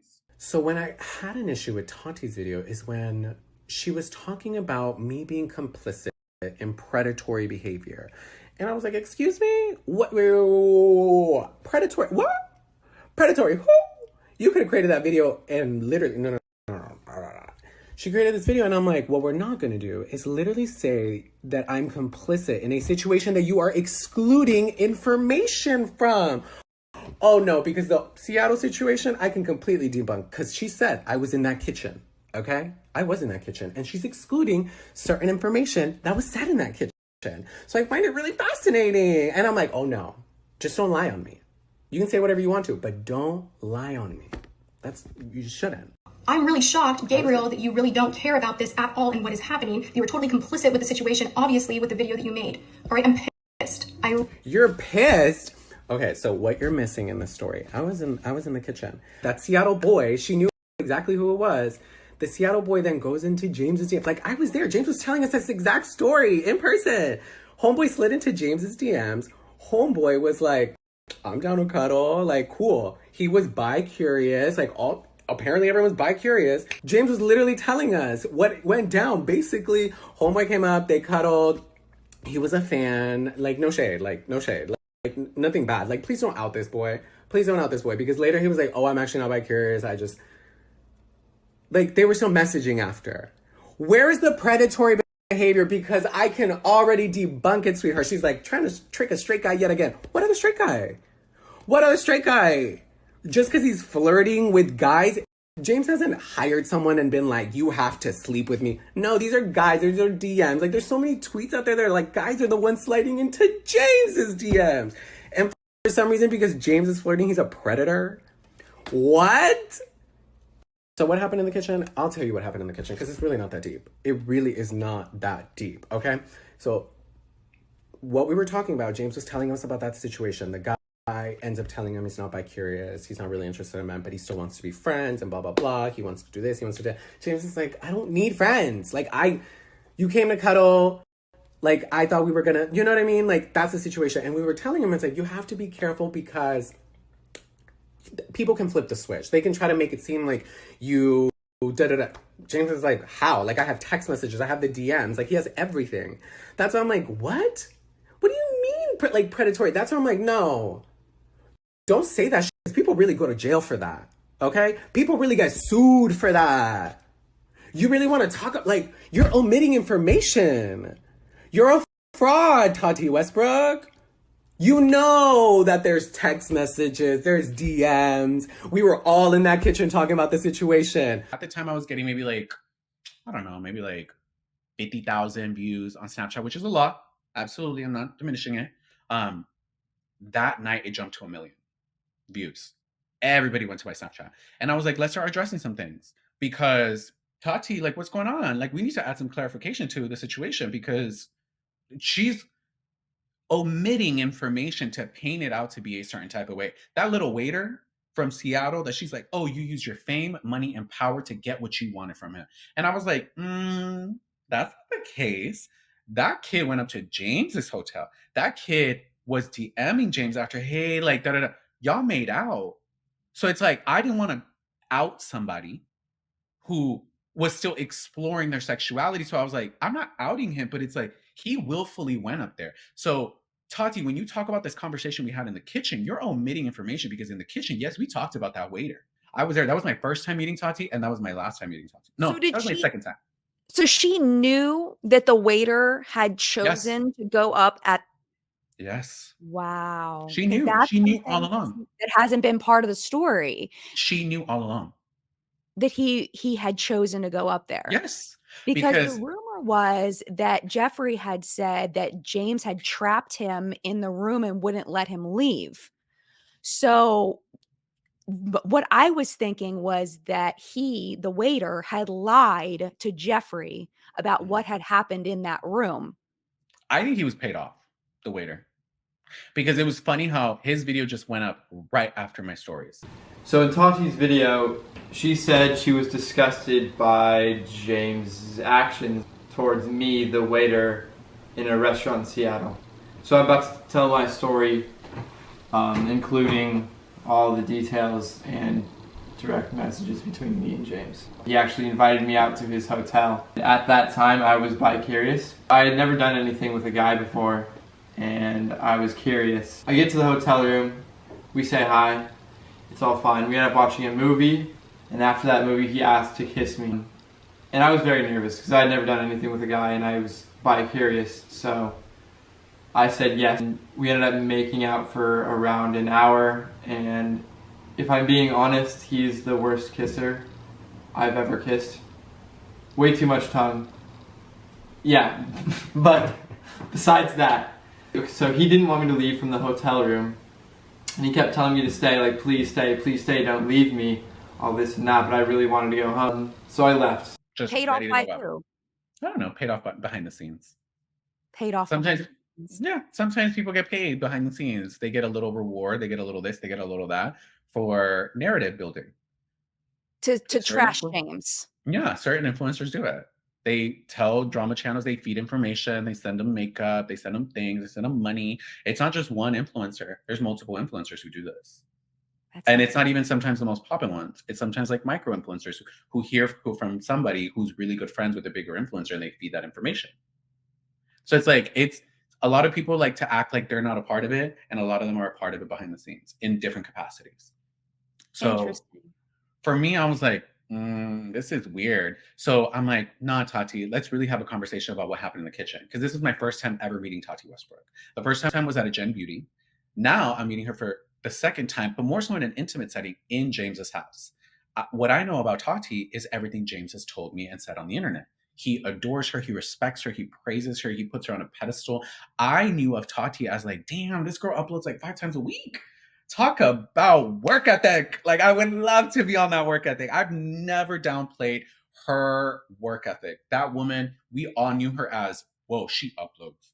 She uploads and she talks about makeup, but she's a beauty lover and a lot of people respect her and a lot of people watch her, commend her for it. Absolutely. Never going to take that away from her. But the issue was whenever we were there and we're talking about the Seattle situation, she's not really as upset. Maybe she doesn't know me as well, so she can't show her upset behavior in front of me. I can be like an aware person of like, well, Gabriel, she doesn't know you. Maybe she was upset with James and she didn't want to show it in front of other people. Cool, that's fine. But when we're having the conversation with James in that kitchen with James's friends, Tati, James, her husband, and we're all there and we're all having this conversation. We're like, oh, so what happened? He's like, oh, like the waiter came up and like we ended up cuddling. We were watching a movie. We kissed. And then he kind of like started to get a little bit weird. And it's like, what's going on? He's like, oh, I have to go. Like, I think he like freaked out and it just wasn't about him. And he's like, what do you mean you have to go? Like, you said you were going to watch this movie with me. And he's like, no, like, don't leave. Like, we don't have to like do stuff. We could still like hang out and chill. And he's like, no, I have to go. He's like, okay, cool. So he leaves and he shows us a text message. He's like, hey, I'm so sorry. I left so abruptly. It was just a lot for me to take on, like, da. He later tells him like, hey, I don't think I like men. Like, this is not my tea. James was sad and upset because he's like, like, was I used because I'm James Charles or was he actually interested in me? And we're having these conversations with him of like, hey, you have to be more aware of who you're getting access to you because they might be using you as James Charles. And they're like, oh, I just want to like make out with you because you're a celebrity. Like some people look at things like that. So just be aware of that. And also, he might try to paint it out to be something that it isn't. We foreshadowed it to him. And he's like, how? If I have all the text message, I have all the proof of him having this conversation with us. And we're like, well, that's true, actually. Like, he is telling you, like, hey, I had a good time. I'm sorry I left so abruptly. Like, hey, I'm actually not interested in men. I appreciate what we did. I'm not interested anymore. Cool. So when she was like, I told you that in the kitchen, that you were doing bad things and da-da-da. And I was like, no, you didn't. He has a camera in his house. We can run that recording back. Like, what are you talking about, Tati? And you're saying that I'm complicit in predatory behavior? I was like, he wasn't being a predator in that instance. In that situation with that guy, he wasn't saying like, hey, I'm famous and I have money, come up and hang out with me. No, the guy reached out to him and they hung out. So I was like, what is this video about, Tati? What is this video about? So then Okay, can I ask you a question? Yeah. Okay, I want to ask you just one question about this. Is it possible that the guy's name was Sam, the waiter? Yeah. Mm-hmm. So is it possible that Sam told Jeffree a lie that James had trapped him in his room and that he was being predatory? Jeffree then tells Tati Absolutely. that Sam told him that James was being predatory. Yeah. And then Tati believes Sam and Jeffree and not James. And then that is why she ends up putting that in the video. Is that possible? It's a possibility, yes, because she said that Jeffree was feeding her a lot of stuff. And she said like, oh, Jeffree was telling me all these victims were going to come out. And Jeffree was telling me this, Jeffree was telling me that. But at the end of the day, you clicked upload. It's true. You sat in front of that camera, you hit record, you knew what you wanted to talk about, you talked about it, you had that video edited, you watched it, you created the description, you linked your vitamins, and you hit upload on your channel. Your channel. Glam Life Guru. You that's where you have decided to upload it. So at the end of the day, yes, people can like give you a gun that's loaded, but if you pull the trigger, take responsibility. Like just take responsibility. So I'm like, okay. I do want to add another thing here very quickly because I was not expecting when I contacted Rich to ask him the question from before, I wasn't expecting him to give me more information about this topic because Rich was friends with Jeffree and Shane at the time all of this was happening. I figured while we're here and talking about whether Shane and Jeffree were in Tati's ear, trying to convince her, telling her to upload by sister, I figure I would just share with you what Rich said. Having been there, being friends at the time with Shane and Jeffree, what did he see? So once again, here's Drama Channel, Rich Lux. And he's echoing the sentiment of frustration with James. Shane Dawson or Tati, they're like, yeah, you know what, you're right. Yeah. Like kind of you're backing up a friend, right? And so then like you're sucked into it because I'm sitting there and I'm listening to it and I'm like, yeah, he has a point. yeah, he has another point. Okay. And he's like backing up a friend. And then it just kind of like escalates. And next thing you know, Tati feels like she's making a video because they told her to. No, they didn't tell her to. All they did is sit and point out all the negative things that James was doing. And she felt like, yeah, he did it to me too. Look at the sugar hair pills was the last thing. That was the straw that broke the camel's back. It wasn't even about the pills. That was just going to be like, you know, the gunshot for it. Because there was other stuff that was going on behind the scenes that she was irritated by. Tati felt like she helped him so much. And again, she didn't like pay her any respect.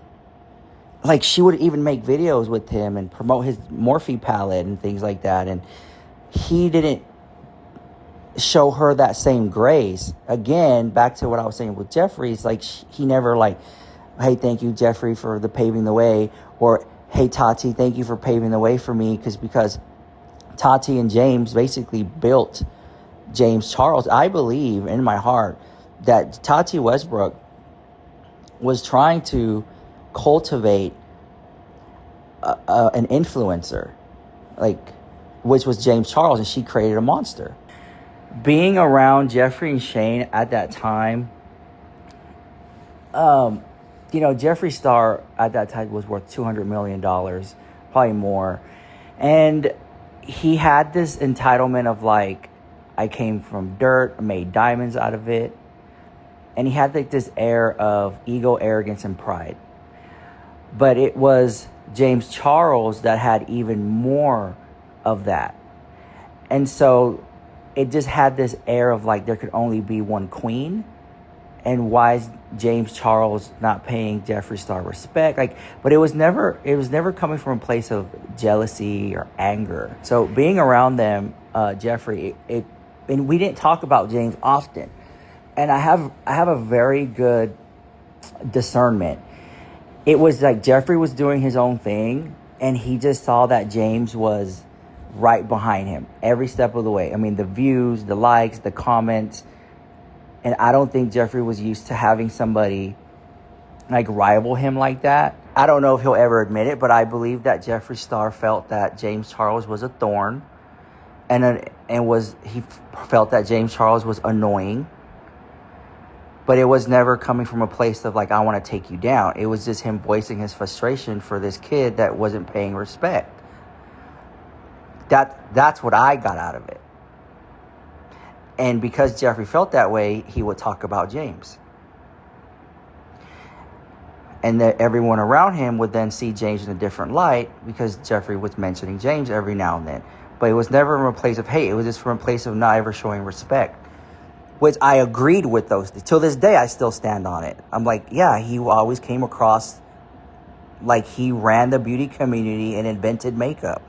And I just felt like there should have always been a level of respect. Like, you know, I'm old school. Respect your elders. Thank those who came before you. Things of that nature.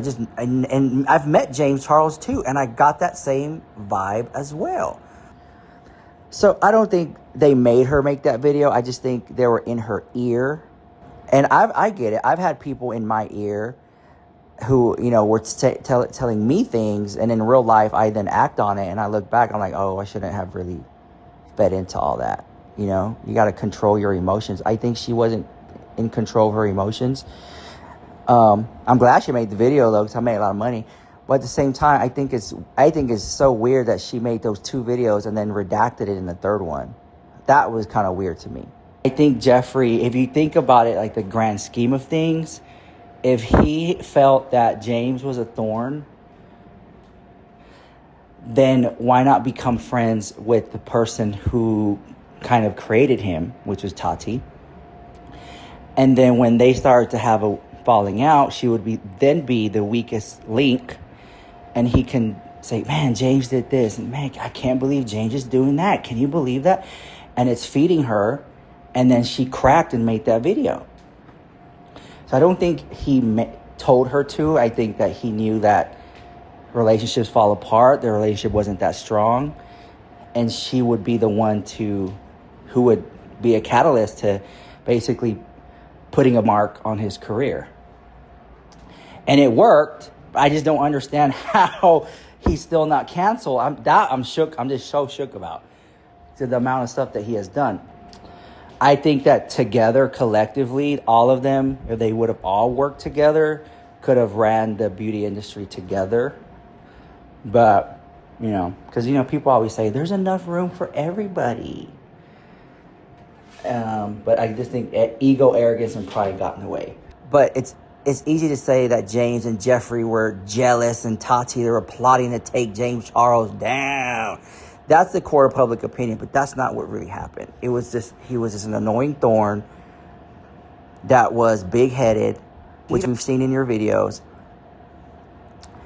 That till this day, I still don't understand how he is not blacklisted. You know, again, being old school soul, I just remember if you were caught a pedo and came out admitting things like that, you were blacklisted from Hollywood. And there's people in Hollywood who've done a lot less who got blacklisted. And James Charles openly admits it and still gets PR and coming out with makeup brands. It mind blows me. That's the shocking part about it. I'm mind blown by all that. Shane said that James Charles was a monster and that James Charles was hurting minors. Shane said he was planning to interview victims for the docuseries. He told me that something needed to be done to stop him from hurting more people. Over the course of the next few weeks, he and Jeffree fed me so much information that I felt sick. Almost every day, there was more information and new allegations. Eventually, I started believing what they were saying because they said they had evidence. By the time the drama around James Charles's promotion of Sugar Bear hair reached its peak, I was beyond gaslit. Keep in mind that up until this point, I didn't even know I was making a video. So how is it that so many editorial outlets knew that something was coming before I had even made a decision to film? I struggled with the decision to film my video for days. The night before I did film, Jeffree sent me what he claimed was an audio file from an alleged victim and told me to listen to the pain in their voice. The audio was clearly a small portion of a larger conversation. It wasn't enough for me to contact the authorities. It was enough to scare me. Now, this is just my opinion based on all of the knowledge that I have in my brain from doing that 5-part James Charles series, from being there during the time and watching it go down live, from all of the things I've learned from Gabriel and from Rich and all of the things in my brain. This is what I think. I personally believe that they knew Tati was working on a video, but I don't think anybody, including Tati herself, knew exactly what Bye Sister was going to be until she filmed it. Because as you're watching Bye Sister, you can see Tati evolving her train of thought and moving her reason for filming from, I'm making this because Gabriel called me out on the dance floor, to, I'm making this because I heard James was talking to drama channels. Tati said that she didn't 100% know that she was going to make Bye Sister before she filmed it, but it's pretty clear that Shane and Jeffree knew she was considering it. So personally, this is what I think happened. The catalyst. James upsets Tati with the Sugar Bear hair video. Then she uploads the IG story crying and feeling betrayed. She starts talking to her friends Jeffree and Shane about what James did with the sponsorship, what happened at the birthday dinner, possibly other concerns about James's behavior, and of course his inflated ego that everybody seems to agree exists. It's pretty much the only thing that everybody can agree on. So anyway, Tati, either on her own or in discussion with Jeffree and Shane, talk about Tati making a video publicly exposing James, but she isn't sure about it. Meanwhile, all the drama channels are reaching out to everyone trying to get information and make videos, because it is the wild, wild west out there for these drama channels. Everybody wants the scoop to share it in order to cash in on all of the eyes on the situation, because they know that thousands of dollars are on the line if they can get this story out first. So they're trying to get the tea from the people that are involved. Then Gabriel films his opinions and makeup video to also, in my opinion, cash in on what he knows about the situation, and also to stand up for James, who he feels has been wronged, and he's trying to keep it 100. He's trying to make sure that what he has seen with his own eyes has been told to the public so people know what really happened. It is very clear that Jeffree does not like James. He thinks that he's annoying and arrogant, and he wants the world to know that he's not a good person. So Tati making by sister would be in his personal and professional best interest on its face. But there's another layer here. If Tati makes a video and Shane can capture the behind the scenes on camera, they'll have this footage as part of their Beautiful World of Jeffree Star docuseries and increase views on Shane's video. Additionally, this might lead to more sales for their conspiracy collection that's set to launch as part of a video series. He also shared that Jeffree had wanted me to have a small role in their docuseries. But the entire series was quickly changing because there was something horrible happening in our community with James Charles. He said that James Charles was a monster with many victims. Yes, I knew that Shane was friends with Jeffree and that they were working together, but I thought to myself, why would Shane Dawson, the king of truth on YouTube, be turning against James Charles unless these things he was saying were true? Why would Shane sit in my home and spend so many hours telling me these horrific allegations if they were not true? Now, meanwhile, Gabriel finds out from the drama channels that Tati could be making a video. It is possible that at the same time, James is talking to drama channels about making his own video about the situation, but I haven't talked to a drama channel that can confirm that. Now, again, this is just my theory based on all the pieces I'm trying to put together. This is what I think. In order to get Tati to put her video out quickly before James can say anything, Jeffree plays Tati the infamous voice note and tells her that James is hurting minors and needs to be stopped. Did Jeffree tell Tati to make the video? I don't know. But I think he knew what he was doing in playing that voice note, and that would pull at her heartstrings enough to get her to film. Because again, her filming by sister was in Jeffree's best interest, publicly, professionally, and absolutely financially. Because remember, according to Cam Lester, Jeffree had been talking about James as early as 3 months prior to by sister. I remember being in Houston, and I was there with Rich Lux to collab, and, you know, Jeffree was there. He was doing work and business and all that kind of stuff. And we were sitting in a Louis Vuitton store with several people. I remember there was this instance where he's like, asked me if I like James or not. And I was like, I don't have a problem with him. Do I agree with everything he does? No. But I don't have a personal problem with him, and he's done so much for me, so why would I go against him? And he was like, well, you don't fucking owe him forever. But there was also another situation in Houston when the next day, when we were in the hotel, and I was in his hotel, and we were just chilling. We were talking to Rich Lux again and a few other people, and I was talking to Jeffree, and I remember Shane Dawson called, and he was going off about James Charles and something and telling, just cursing James out. And I was just kind of taken back because I've never seen Shane Dawson like that. And he was just going in on James. 3 months later, James had his scandal. And I always remember holding that and being like, OMG, maybe I could have came to James and maybe gave him a warning or told him something happened or something was about to happen, and I felt it. And Jeffree's strategy, in my opinion, works. And Tati uploads by sister, triggered by the betrayal, fueled by fear, and the desire to stop James from hurting more people. Again, this is just my synthesis. I could have pieces of this wrong, but this is what I'm seeing. As we switch back to Gabriel, keep in mind that Rich and Gabriel were on complete opposite sides in this feud. Rich was friends with Jeffree and Shane. Gabriel was friends with James. So it's a bit jarring now to go back after that to Gabriel's point of view. But hang with me because Gabriel is about to drop a bomb. Let's listen in. Okay, cool. They could have fed you stuff, but you knew what was going on. If this is your son, right? She looked at him as a son, all these things. It's how are you going to allow the internet to just treat him like that when you know he's not like this malicious person? Is he a brat? Absolutely. He became famous at 16 years old and he makes a lot of money and he's a white man. So he has a lot of just like, this is my world. And we've had to check him. I've had to check him several times. But that is my responsibility as the adult in this friendship that is only really a friendship because we're both in the beauty space. Absolutely. It's just like, oh, like we're friends because of this.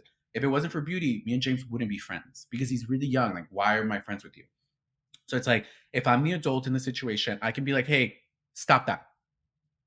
Excuse me? Stop that. Don't do that. Why? Because of this, this, and this. You need to learn. Oh. And he's always been open to it. Was there a little bit of bumping of? Yes, he was always open to it, especially in the beginning, especially with me. If he respected you, that's why I was like, if he respects me, I know he respects you, Tati. So you could have had a conversation with him and you could have told him, hey, I don't like this. Yeah. Hey, this hurt my feelings. Hey, this is why this hurt my feelings. Hey, let's talk about this. There was never any of that. Absolutely. I feel like he definitely would have listened to her and been like, damn, I fucked up. Because even without them having a conversation, he uploaded a video apologizing. He uploaded stories apologizing. He was trying to take even public accountability, but as he was trying to also take it privately. But she wasn't listening. And the conversations are happening publicly and he has to address it. So I'm addressing all these things on Snapchat and I'm calling her out. And I was like, nah. And I was like, you're a fraud, Tati Westbrook. Like, what, Tati? Tati, no. No, Tati. So then I uploaded it. It goes up. They watch it all. James ends up calling me after he watches all my stories and he's crying, like being so thankful. It's like, thank you so much. It's just like, I really didn't know what to do. Sometimes you gotta like smack somebody out of the hysteria and be like, wake up.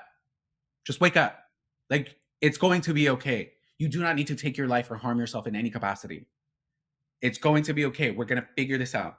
Today is May 11th, and it's a beautiful day. It's a positive day. It's a good day for me, but it's also really, really tough day for me that's just bringing up a lot of emotions. I'm sure you guys all remember a year ago today, it's officially my scandalversary, woo! A year ago today, May 11th, I was on the Gold Coast in Australia and I woke up at 4 a.m. and my whole world got turned upside down and it, began the worst few weeks, months, year of my entire life. In a weird, really fucked up way, I'm almost glad that it happened because I feel like I'm the strongest and like most happy and motivated that I have ever been in my entire life because of it. And I'm really grateful. I'm grateful for my team, for always helping me and pushing me to, get up and just work my ass off. I'm helpful to my best friends, especially the ones that were with me in Australia that kept me from making a really, really dangerous, irreversible choice that I would not have been able to take back. Because if it weren't for them, I would not be alive today. And they know who they are. And I'm just really happy to be here, to be working on exciting projects that I'm proud of, to be happy, to be surrounded by amazing friends and amazing business partners, and most importantly, amazing followers. When he came back from Australia, I went straight to his house. It was me and his PR team and his friends, and we basically created No More Lies. We structured it, we addressed things. Before he got there, I was like, these are the things, I took notes. I was like, he's like, will you help me make a video? I was like, absolutely. I'm going to have things that I think you personally need to address, that people are having a conversation about. Hello, I'm Mr. My Truth, Mr. Keep It 100. Why not ask me? I know how to be accountable. I know how to listen to the audience. So ask me. And he did. And he was smart about that. So I went over, he had 2 PR people there. We talked about everything. We created a timeline. We said, like, should he wear makeup? Should he not wear makeup? Like, all these things. What should he address? What should he not address? Do you have the screenshots for it? Do you have pictures? Like, you need to address all these things. I titled No More Lies. I'll give myself that. I'm really good with titles. Like little tidbits. And I was like, you should call it No More Lies. And he's like, ooh, I like that. And I was like, right? It's just like, you're just addressing everything she was lying. So it's time for no more lies. And he's like, I Wow. like that. And I was like, period, absolutely. He uploaded the video even before, as I was there. Mind you, I can remember this vividly. I'm laying in like this ottoman by his piano, and I'm like on Instagram seeing all this stuff, and I'm like, I'm getting hate, absolutely, but it's like, just y'all wait. Just y'all wait until y'all see what we upload, right? And I was like, hey, do you mind if I message Tati? And he's like, what are you gonna tell her? And I'm just like, I'm gonna tell her. She's like, what the fuck, Tati? So I can tell you exactly what I messaged her. Because she just left, yeah, she left me on scene. And at the time we followed each other. So I was like, oh, okay, cool. This is on Instagram. On Instagram, yeah. Okay. So wow. This is Tati's page, right? Right. Message. Here it is. So y'all can see him. Uh-huh. I said, I hope you're doing well. And I say that knowing how hard these spectacles can be on one's mind and heart. I'm doing all this because I'm upset to see how broken James is, and because you lied on me. I had the utmost respect for you because of how highly he spoke of you. I didn't know Tati, you know? He always spoke so highly of her, so that's why I respected her. And I was like, I like James, so if you respect her, I can respect you. If he was truly family to you, then you must know this is f***ing him up mentally because of how much he loves you. It's okay to teach someone a lesson, but to create such a spectacle and allow the world to cheer on James Charles is canceled as you know who manipulates all the drama channels, that's the only thing showing me your character. You say you want to be a role model, then be one. I don't dislike you. I'm just disappointed in you. And imagine a 20-year-old telling your grown 37-year-old ass, I'm disappointed in you. Oh, she must have been pissed. She just left me on scene and unfollowed me. And I was like, period, unfollow. Wow. With Jeffree for a while is he who shall not be named, that he's the Voldemort of the beauty community. Like, he talks to drama channels. Right. He talks to them. I talk to them too, but he has a different relationship with them. Let's keep it a buck. You know what's going on, Tati. You know what's going on behind the scenes, right? Right. So then we're there, we're creating a structure, we go into his beauty room, we're talking about stuff, and then he's like, and we're like, what? And he's like, look, James, Tati's wife, is calling him. Oh. Yeah. This is before she uploads, we need to leave James alone. Bye Sister is the only thing that's out right now. And my Snapchats. That is the only thing that's out right now. James is blowing up James's phone. And it's like, hey, we need to talk. We should talk. Tati's Like, husband. Yes. And it's like, wait, hold on. James has been trying to talk to y'all this entire time. This entire time. Y'all don't answer him. And now all of a sudden that y'all know. So then he's like, I'm outside. He checks the cameras. James Westbrook is parked outside James's house, trying to talk to him after he just landed back from Australia because he knew what the was going down. He knew what was going down. There's an entire team at James's house. We're about to handle it. We're about to handle it. The next day, Tati uploads her video. We need to leave him alone, crying even more. I want to share with you guys that I do really want the hate to stop. I want the picking sides and the abusive memes and the language and all of that. I really hope on both sides it can stop. I want you guys to know I don't hate James Charles. I don't want you guys hating on him. I can't even go online right now. It's painful to watch someone that you have cared about be dragged, and to know that this all started because of me. And I don't think anyone deserves that. You know, the story spun in so many different directions with words that I never used. I was trying through YouTube to meet with James tonight. It is Wednesday when I'm filming this. And I wanted to meet in person in a safe space at one of the Google offices and just try to talk through things. I still feel like I need distance from the I feel like I need distance from the relationship, and I don't think it will be repaired, but I wanted the opportunity. I had wanted the opportunity to face tell him that I don't hate him and I love him. And I don't think he'll get that for a really, really long time. And I don't think anyone will. Girl, you created this dumpster fire and now all of a sudden you're like, please leave James alone. You just insinuated that he is a f***ed up person.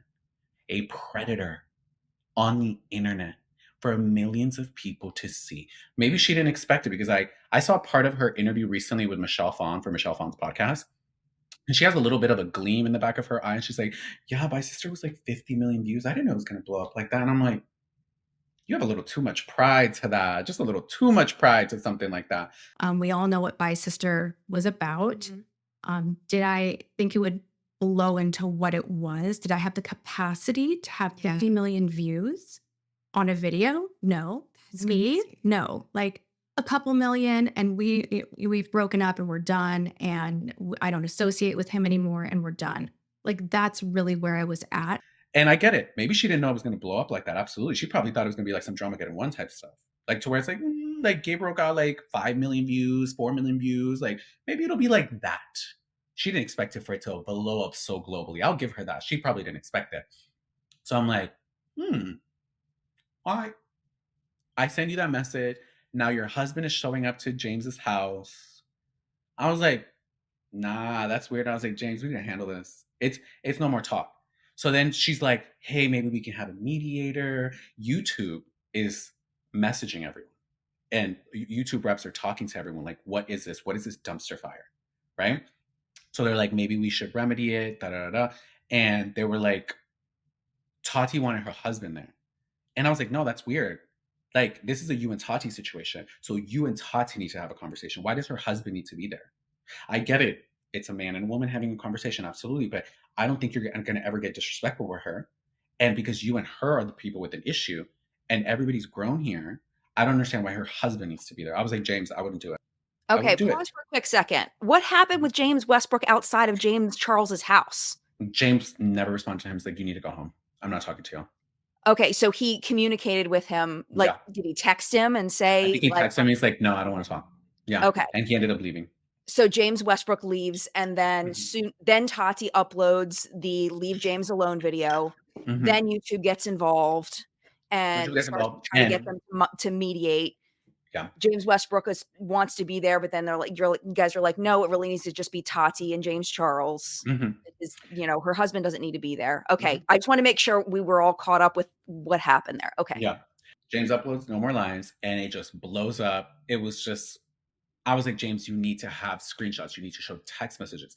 You need to show everything, even the ones from Jeffree, the things he's sending you.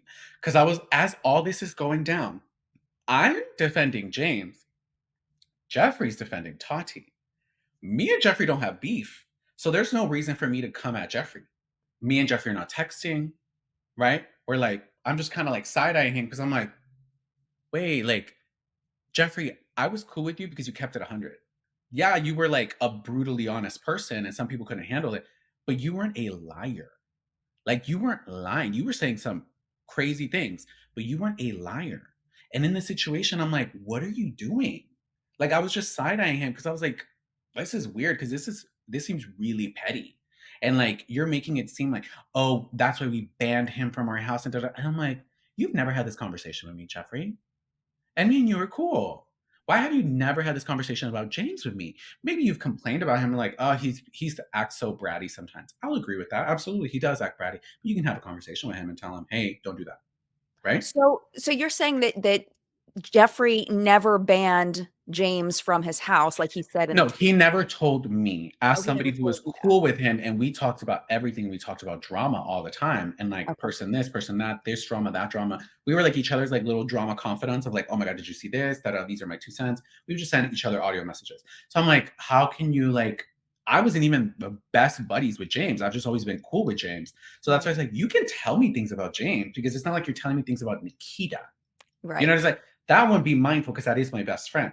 But James, you know, we're friends. So it's like, you can tell me if like you don't with him or if he's doing messed up things within the community, you can tell me, but you've never told me. So now you're going on the internet and saying all these things and you're saying that's when me and Nate banned him. And I was like, you never told me this. So I'm not saying it's a lie. I'm just saying like, why haven't you ever told me this?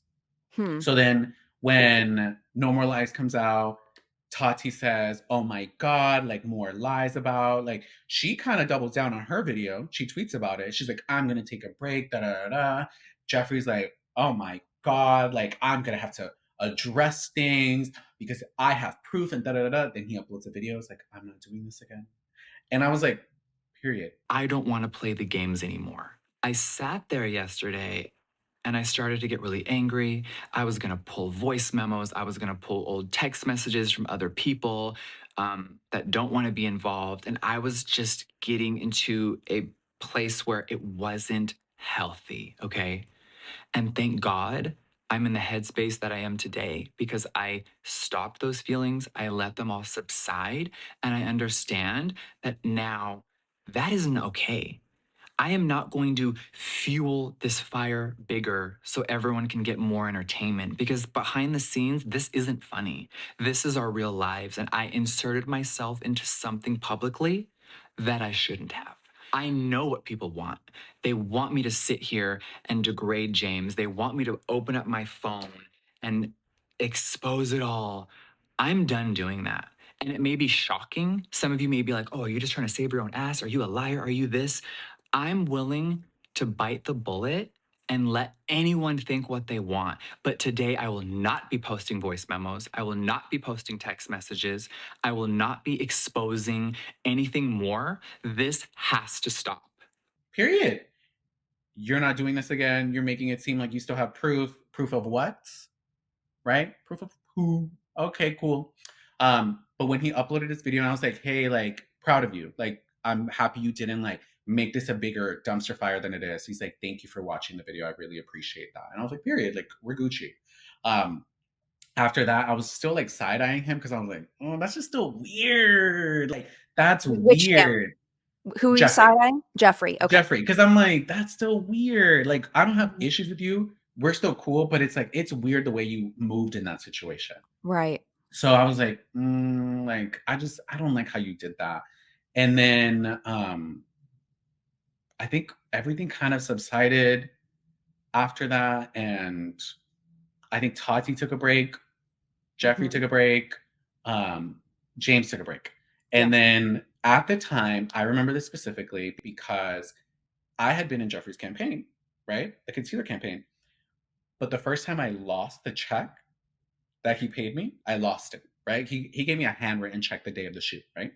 I lost the check. And I was like, and this is after his like, I'm not doing this again, maybe like a month after. And I was like, I just still messaged him like, hey, Jeffree. So I lost the check that you gave me. I was wondering if like maybe I can come into the office and the accountant team can write me something. Like, you don't have to ship it. It was my responsibility. It's almost the end of the year. I need that check for tax stuff, right? Like, I need it to be cashed this year so that like everything is like taken care of this year. And he's like, oh, absolutely. Like, come to the office. And I was like, period. So I went to the office, to his his office. And I go in there, they're having a meeting. This is, I want to say, I meet all the people, like all his team. And then I'm there and I'm like, hi. I think I brought him Sprinkles cupcakes because it had just been his birthday. And he's like, oh, like, thank you so much. And he makes a joke after a few minutes about like the James and Tati situation. And I was like, do you want to talk about it? And he's like, do you? And I was like, I'm down. He's like, okay, let's go to my office. We go to Jeffree's office. It's me, him, and his assistant. And we're talking. And I'm like, so let's lay it all out, Jeffree. What happened? I want to know. Like, I want to know what happened, everything, right? And he's like, I have an audio message of somebody. He said who it was. I've never heard this audio message. I wish I would have asked him to play me this audio message. I never heard it. He's just like, I have an audio message of this very popular influencer who says that James, da da da da da. This influencer has never said anything. This influencer has been cool with James ever since then. So I'm like, I don't know. Right? Right. I just believed him for having this audio message, right? And then we're going to come to May 18th, and that was the day before Jeffree dropped his video. Now, this is something that I really want to discuss. On that day, I had a phone call with Jeffree, and he was explaining to me that he had a voice note from a certain someone that I shall rename nameless, and that he didn't know what to do with it. He didn't know what type of video to do the next day. And I told him basically that it's not your story to tell. He said, okay, I respect it, but do you want to know the truth? And this is the point where I wish I would have said no, in a way, but in a way not. He then provided me with receipts of a voice memo from a YouTuber who was allegedly sexually molested by James Charles. And it's credible. It's a YouTuber. It's credible. It is not my place to out this YouTuber's name at all. The night before I did film, Jeffree sent me what he claimed was an audio file from an alleged victim and told me to listen to the pain in their voice. The audio was clearly a small portion of a larger conversation. It wasn't enough for me to contact the authorities. It was enough to scare me. So we're talking about stuff, and then I was like, so what happened with like Tati and all that stuff? Like, I want to know. Like, I want to know behind the scenes, like what was going on. He's like, look, pulls up the conversation with Tati, shows it to me, and she says, why are you still following Gabriel? He's come after him. Come after me. You need to unfollow him, and you need to separate yourself from him so it shows and people like da da da. And I'm like,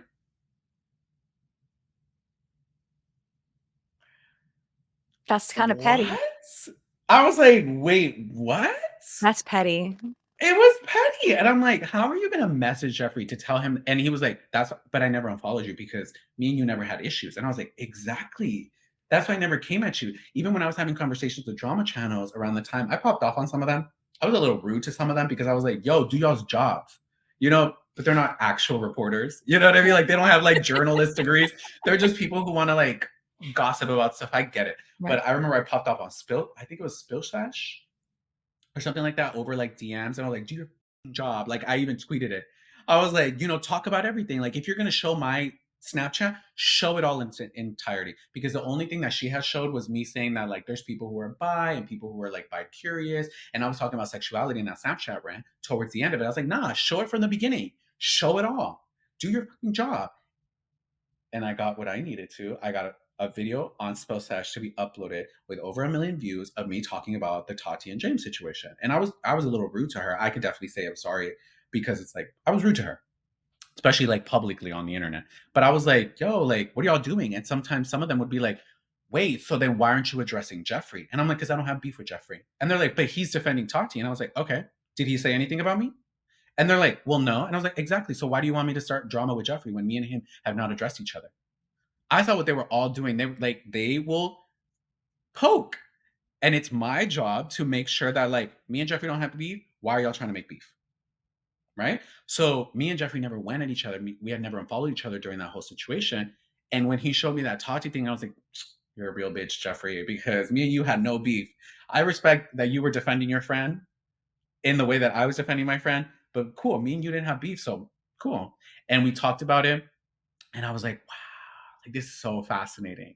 So fascinating. He told me things about like Shane and like Tati and like all this stuff. And like, I was like, wow, like she left a lot of stuff out. So I was like, okay, cool.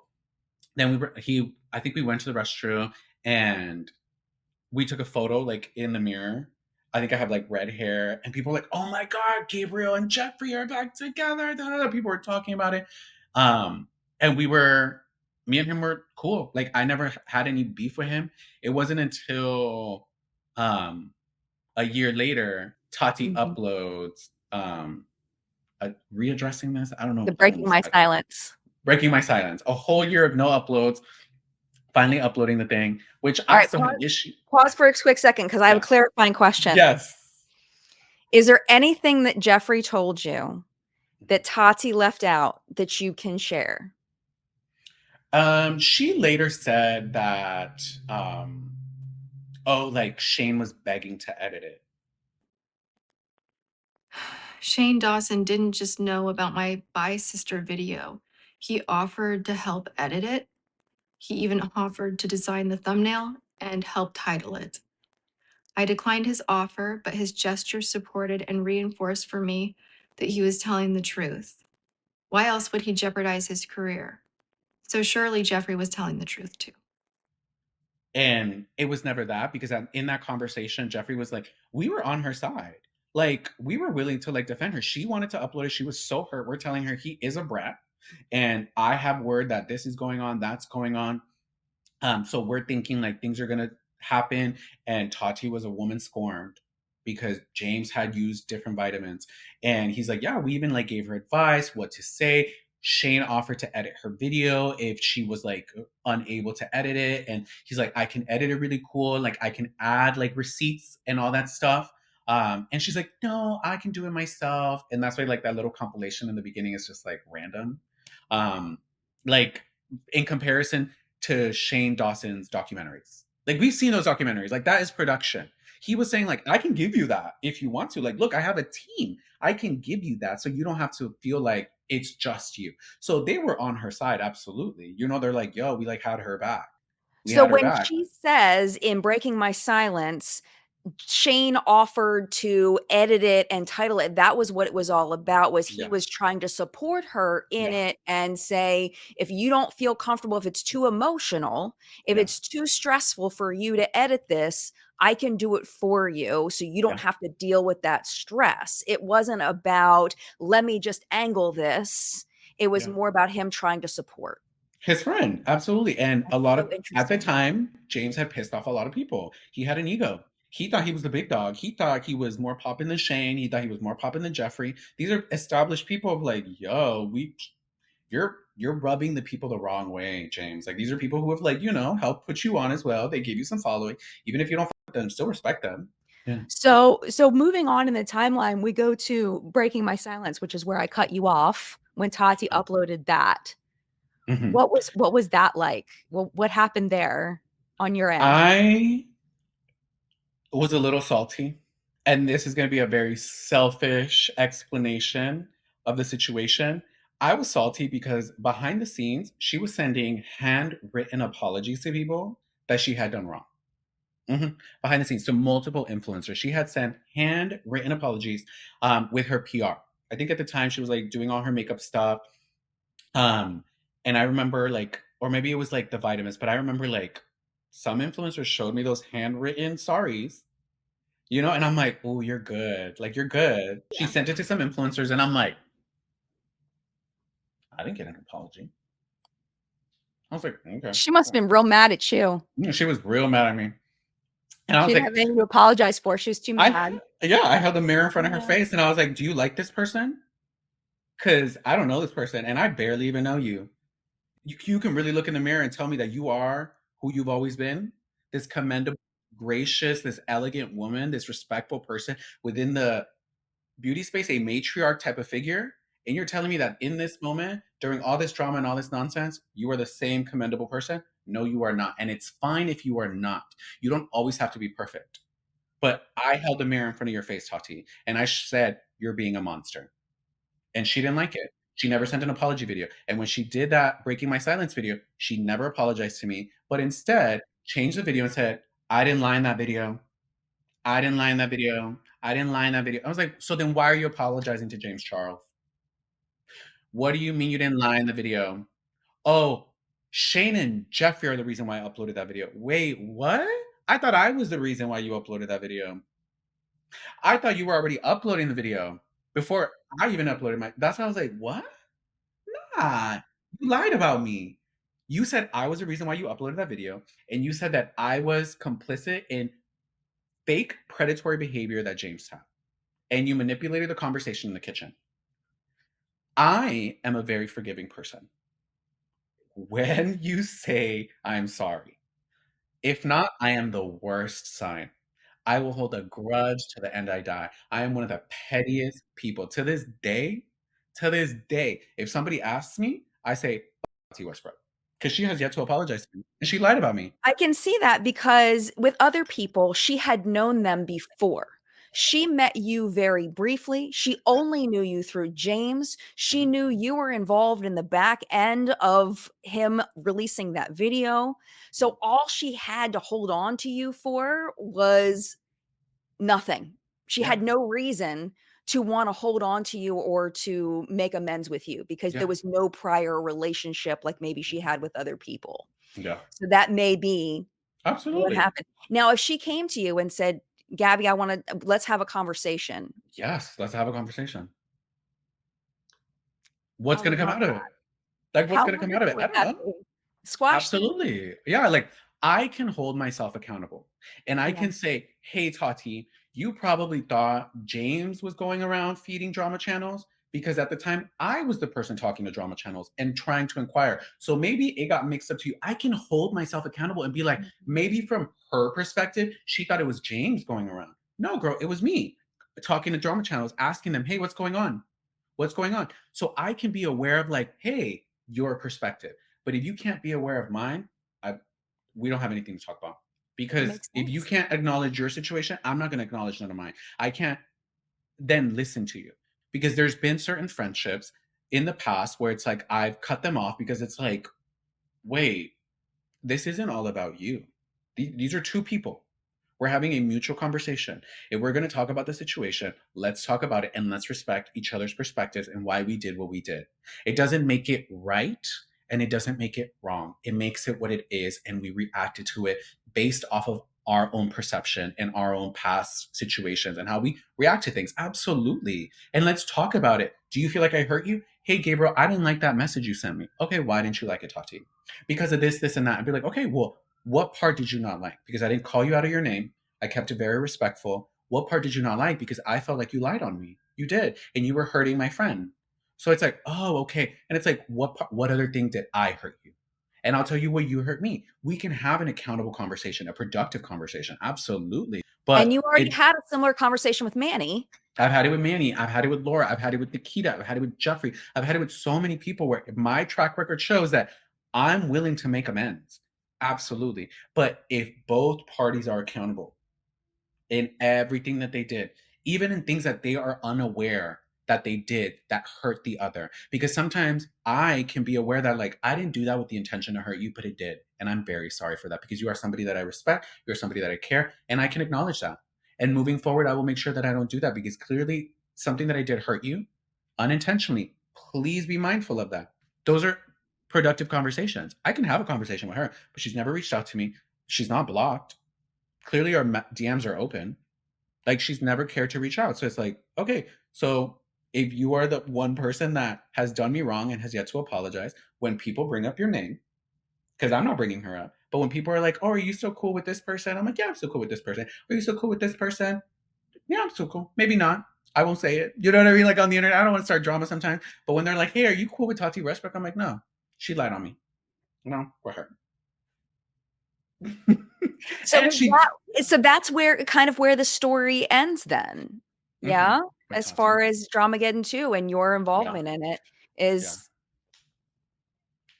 Yeah, I was like, I took like my little backseat and I was like, hey, cool. You know, I still got hate from it. They're like, Gabriel, you're always involving yourself. It definitely took them like introspection after the situation. I'm like, am I always involving myself? Does everything need my opinion? Like, it definitely took me like, I think ever since Dramageddon 2, like you saw Gabriel's involvement in his 2 cents of drama going back, because I was like, it doesn't always need my 2 cents. Like, I feel like my digital footprint definitely changed after that.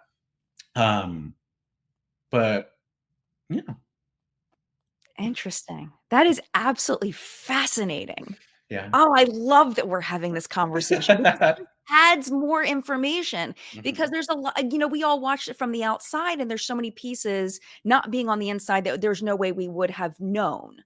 Yeah. And it's just so interesting to add another piece to that story. So thank you for sharing that piece with us because it really does, you know, it creates that full picture, you know? Yeah. So after Dramageddon 2 ends, you ended up, you said Nikita was next, where you stopped being friends with Nikita in 2019.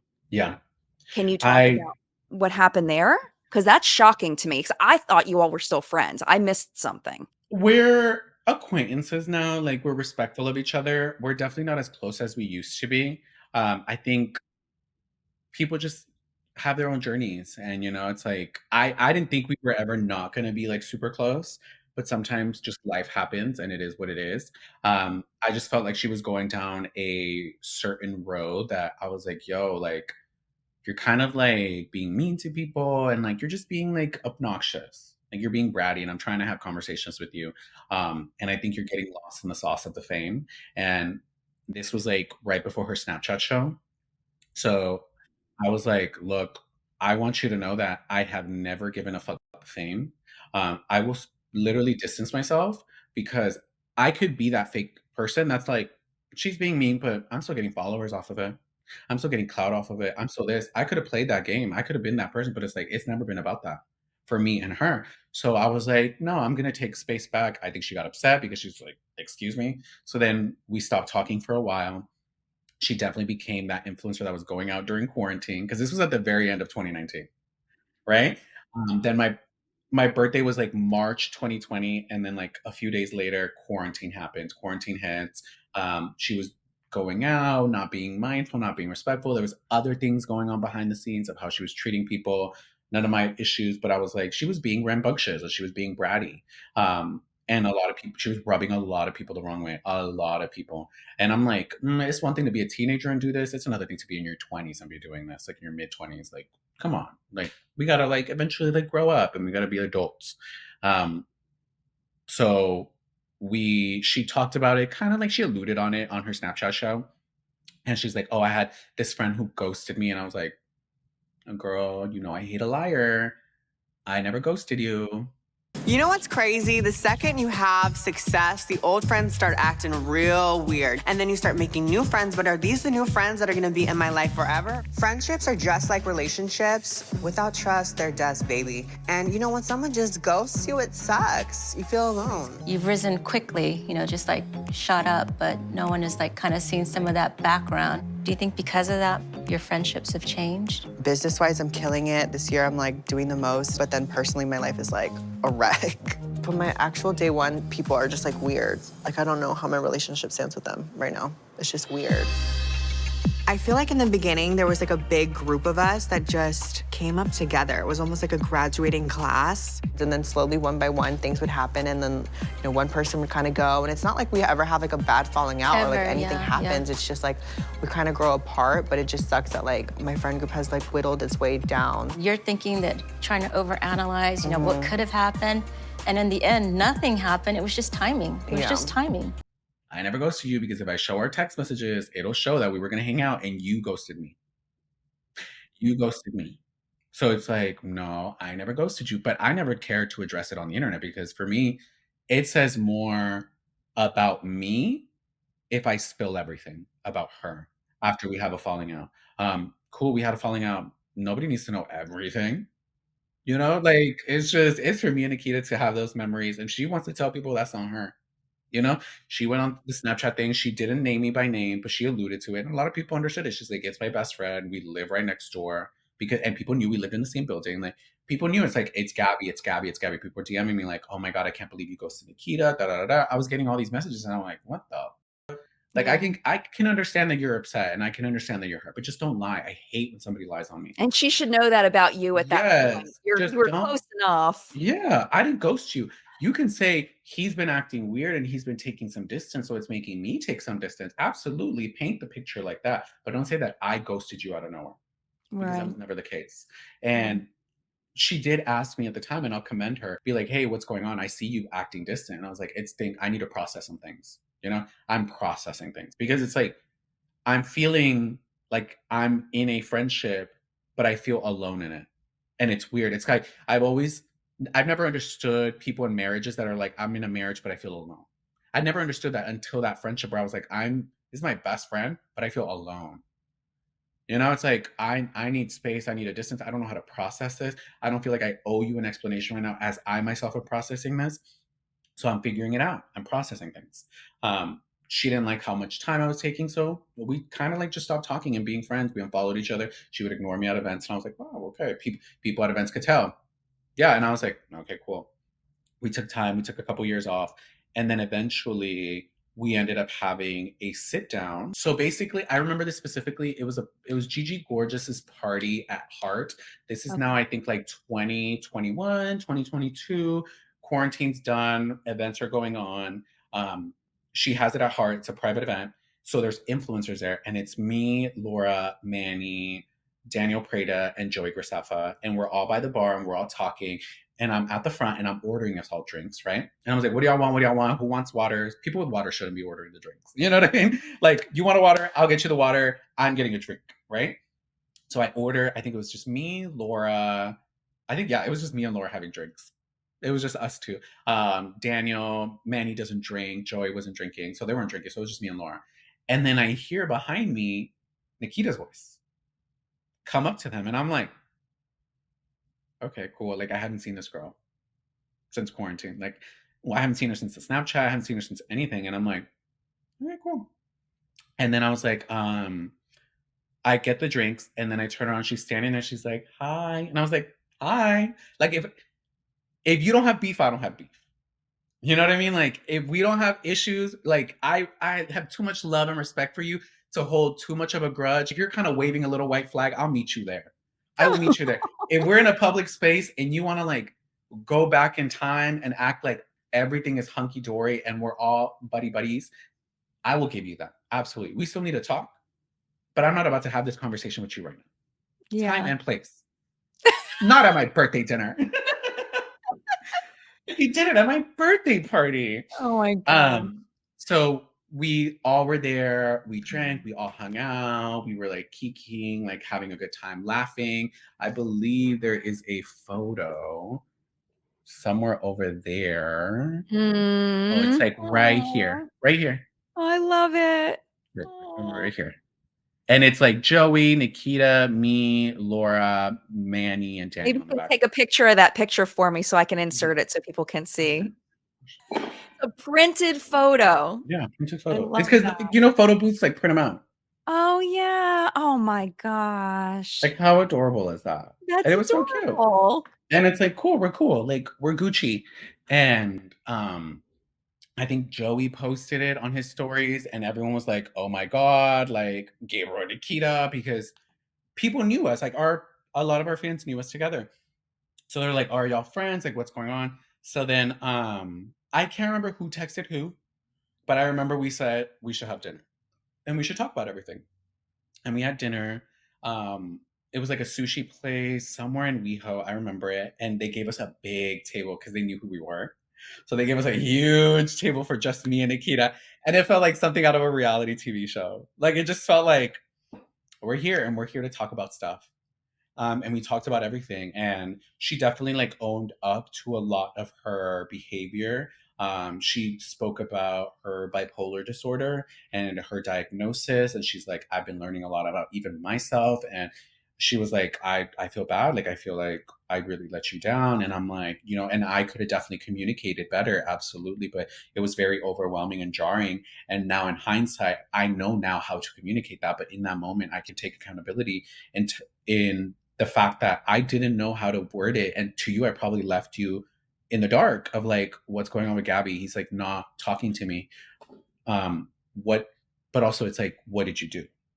You know, it's like, you have to ask yourself, like, have I done anything to him? Like, have I been doing anything? Have I been treating him anything different? Like, you know, so it's like, we can all take accountability in the situation. It's never just only you did something, you know? So then, we were cool. Everything was cool. Everything was Gucci. I think she ended up moving to New York at the time, and always we would keep up. We would DM each other stuff. We would talk about certain things every once in a while. It wasn't as close as we were, but I just felt like whatever the friendship is the friendship. You know, if I'm talking to her maybe once a week, once every 2 weeks, great. I still want to keep up with her. We're still friends. Like, what are you up to, girl? Like, tell me about you. I'll tell you about me. Like, I like those type of friendships that doesn't require a daily conversation as well. I can keep those friendships where it's like, even Sydney Black, we talk once or twice a month. And every time we talk, it's for at least 2-3 hours and we catch up right where we left off. I love friendships like that aren't too much maintenance, right? So I was like, I can give you that. We don't have to talk every day like we used to. Absolutely. You live in New York, I live in LA. We live different lifestyle. And then her Miami situation happened, where she got arrested and she had kind of like a break mentally. And I remember that was going down and I was like, is anybody checking on her? Even before that, I was getting messages from people who are like, oh my God, I just saw Nikita in New York. She was like wasted. And I'm like, that's not a good look. She's kind of going a little questionable. And I'm like, okay, but I'm not around that much. So it's not truly my responsibility to overly check, but it's like, hey, are you good? You know, I'm still going to check in as a friend. Like, are you okay? And then I saw the whole Miami thing happen. I had been seeing her close friends from the hotel. And I was like, why is she posting this? Like, this is weird. Like, this isn't like Nikita. Like, this isn't Nikita. So I was seeing that and I'm like, oh, this is weird. Like, this is just not like her. She doesn't post things like this. She's curated, you know? She's a doll. She loves to look beautiful, you know? And it's like, and I'm like, why is she posting these things? And then we saw she got arrested. I was seeing the conversation. She's currently arrested. I saw the fans going out to pick her up. Like, they were uploading TikToks. We're outside. We're waiting for Nikita. And I'm like, where is her team? Where is her family? Where are her friends? What is going on? Why is nobody on this? Why is nobody on this? Like, why do I care more about this? Like, what is going on? So then I'm seeing it and I wake up the next day. I didn't see that she got out. You know what I mean? It's not my responsibility to fly to Miami. You know what I mean? Like, I'm not that close to you anymore. You have your friends and you have your family, you have your team. Like, come on. Like, this is why I took distance, because you only wanted yes people. Look what happens when you only have yes people, when it doesn't benefit them. Where are they for you? Nowhere to be found. So I'm like, damn, you have fans picking you up, recording you. Like, this is crazy. This is crazy to me. So then the next day I call her and I FaceTime her. I'm like, yo, like, what's up? Like, what's going on? And she was in the car with her family. She was going somewhere. I believe she has spoken about going to rehab and going to like facilities to help with her mental health. And at the time, that's where she was going. So I was like, I saw in the FaceTime she was with her family. She was with her mom. She was with her dad. She was with her sister and her brother. I was like, she is in a safe space. Okay. I just wanted to make sure. You uploaded a series of photos just right now. Take that down. Take that down. I think I'm not one to speak on anybody's state of mind, but she just seemed like a little bit like, you know, more controllable, if that makes sense. Maybe like something was given to her to like calm her down. She just seemed more like just chill. And I'm like, Nikita's usually very energetic. So I was like, okay, they gave her something to calm her down, especially after going through that. Absolutely, I understand it. Hey, that thing you uploaded, archive it, delete it. I think you need to take a break. Yeah. Just take that down. It just doesn't look like you. It looks weird. Just take it down. If you love it after your break and after you go where you go, if you still want to upload it, upload it. But right now it looks weird. I just need you to take it down and take a break. And she's like, okay, Gabby, thank you. Like, she's kind of like, you know, her family's listening to me. She's like, okay, I will. She's like, okay, I think I think she said it or somebody said it, like, oh, we're almost there. And it's like, okay, I'll talk to you later. Like, please just know that, like, you can call me, you can text me. I'm here. Like, I'm available. So she definitely took time with her mental health. She had help with it. We would have sporadic conversations throughout the month. Like maybe once a month we would talk. I would catch up with her. Like, how are you feeling? She was seeming better. She was looking better. She was feeling better. I was like, period. Like, great. She's going back to normal. Great. She can live her life. You know, she's an adult. I want her to live her life. Absolutely. I had a older brother mentality with her because I have 2 younger sisters. So it's like, I don't need to be with you. You know what I mean? I want you to live your life. I want you to enjoy it. And I want to be able to talk to you and reconnect and share memories about that experiences, and we can laugh about it. Absolutely. That's what I want. I want you to be happy. And it doesn't always mean I have to be there. And that's fine. So then we would have random calls. We would talk about stuff. We would catch up. And I will take ownership that there was one day where I was on TikTok Live with Jenny69 and we were talking about different things. And somebody said, oh, we were talking about like Bretman and like Nikita and all this stuff. And I had this photo I pulled up on my other phone while we were on live. And I was like, look, and it's Bretman, Jenny, me, and Nikita at a Morphe event in WeHo. And we had so much fun that night. And we all posed for it. And she's like, oh my God, I miss that so much. Like, I miss us. Like, I wish we could all hang out like that. Like, why don't we all hang out like that? And I was like, well, first of all, Bretman lives in Hawaii and he hates LA. Like, you know what I mean? Like, he hates LA. Like, cool. And also, that was before, and I'm going to preface this, I said it and I will take ownership to it, but give me an opportunity to explain after I say this statement. I said, and that's before Nikita went crazy on us. Content together. It's just like how everybody just split up. Well, Bremen doesn't live here. Mm-hmm. That's before Nikita went crazy. The RCC parking lot. People clipped it. One channel clipped it and reposted it. And they said, oh, this is really fucked up for him to make fun of her situation in Miami. And I think it had like maybe like 50,000 views, which is still a lot. You know what I mean? And it got to her and she was upset. right? I, in reference, not to say, oh yeah, I can call her crazy. It's not that. Now, moving forward, I know she doesn't like that work. My reference was 2019 when she was going crazy on everybody. It wasn't that she had a mental breakdown. It's just she was going crazy on everybody. She was going crazy on me, on multiple friends, on She different was people. treating people. Yes, she was treating people like just not good. Yeah. To me, in that moment, that's what I was referencing. Right. So one day, me and Jenny are like going out to WeHo. We go buy her an outfit at the Hustler store, and we're like a little tipsy. We were at the studio with her, like doing some music stuff. So we're like a little tipsy. We go buy her an outfit. She wanted something slutty because we were going to WeHo, and I was like, period. So then we're like, oh my god, we should call Nikita. She would love this store. Like, I had nothing that she was upset at me. Nothing, right? So we call her. She's in the backseat of a car. She's going out. She's going out to have fun, to go drink with her friends. She's glam. She's in a cute dress. She looks good. She's back to Nikita, right? So we call her and she's like, hey. And we're like, Nikita, like, da, da, da. She's like, I'm upset with y'all. And we're like, wait, why? And mind you, we're like tipsy. And we're like, wait, why? And she's like, well, and Jenny's like, wait, why? What did I do? And she's like, actually, I'm not really mad at you, Jenny. I'm mad at Gabby. So I was like, oh, I grabbed Jenny's phone and I was like, wait, what happened? Why? Do you know, it's just like, if you're upset with me and you're saying you're upset with me, I'm right here. Let's have a conversation about it. And she's like, there's a video about you going around calling me crazy and making fun of me. And I'm like, that's crazy because that's not true. I know what video you're talking about. And it was a clip from a live where we were talking about different things. And we were talking about why we don't hang out anymore. I told her it was the photo. Bretman lives in LA. And I said, and that's before you went crazy on us. And she's like, well, you shouldn't be calling somebody who had a mental breakdown crazy. And I was like, okay, I can understand that. Absolutely. If that is a word you do not want me to use with you, absolutely. It is a word I use and I will use. I will not use it with you and I will not use it in reference to you moving forward. Absolutely. I can give you that respect. Absolutely. Can you understand what I was referencing? And I was referencing 2019 and the way you treated me, something you've apologized for, and the way you treated other people, which you've acknowledged you were treating poorly. She's like, that's not the point. And I was like, what do you mean that's not the point? We're talking about what I said, and I'm telling you why I said it. And she's like, you're making it about you, like that's not the point. I had a mental breakdown. And I was like, and I'm not saying you didn't.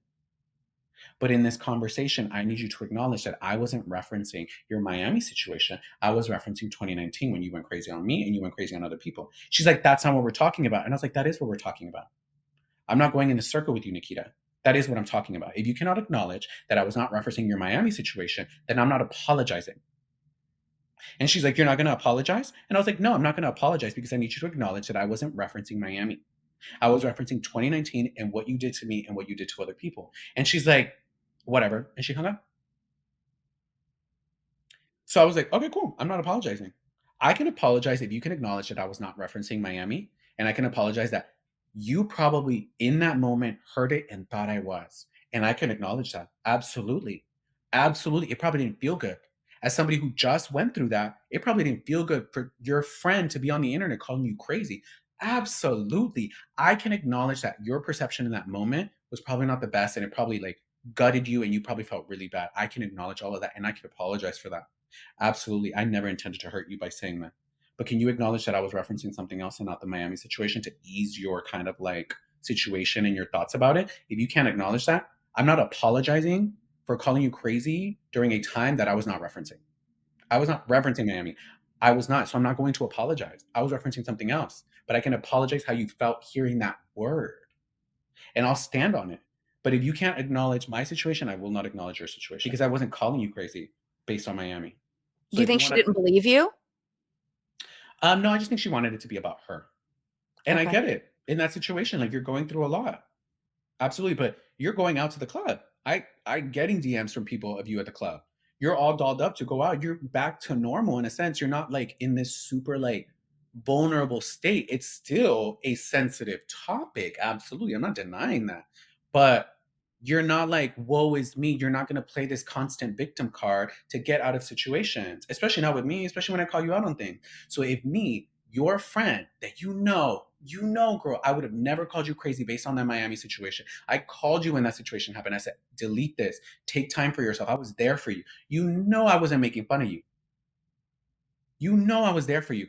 These other friends that you're like posting and doing all this, where were you when you were locked up? Did they post your bail? Did they pick you up from jail? Did they show up? Were they doing it? No, because a lot of her friends have talked shit about her behind her back to me and to her other friends that gets back to me. And I'm like, but you want yes people. And that's the scary part about yes people.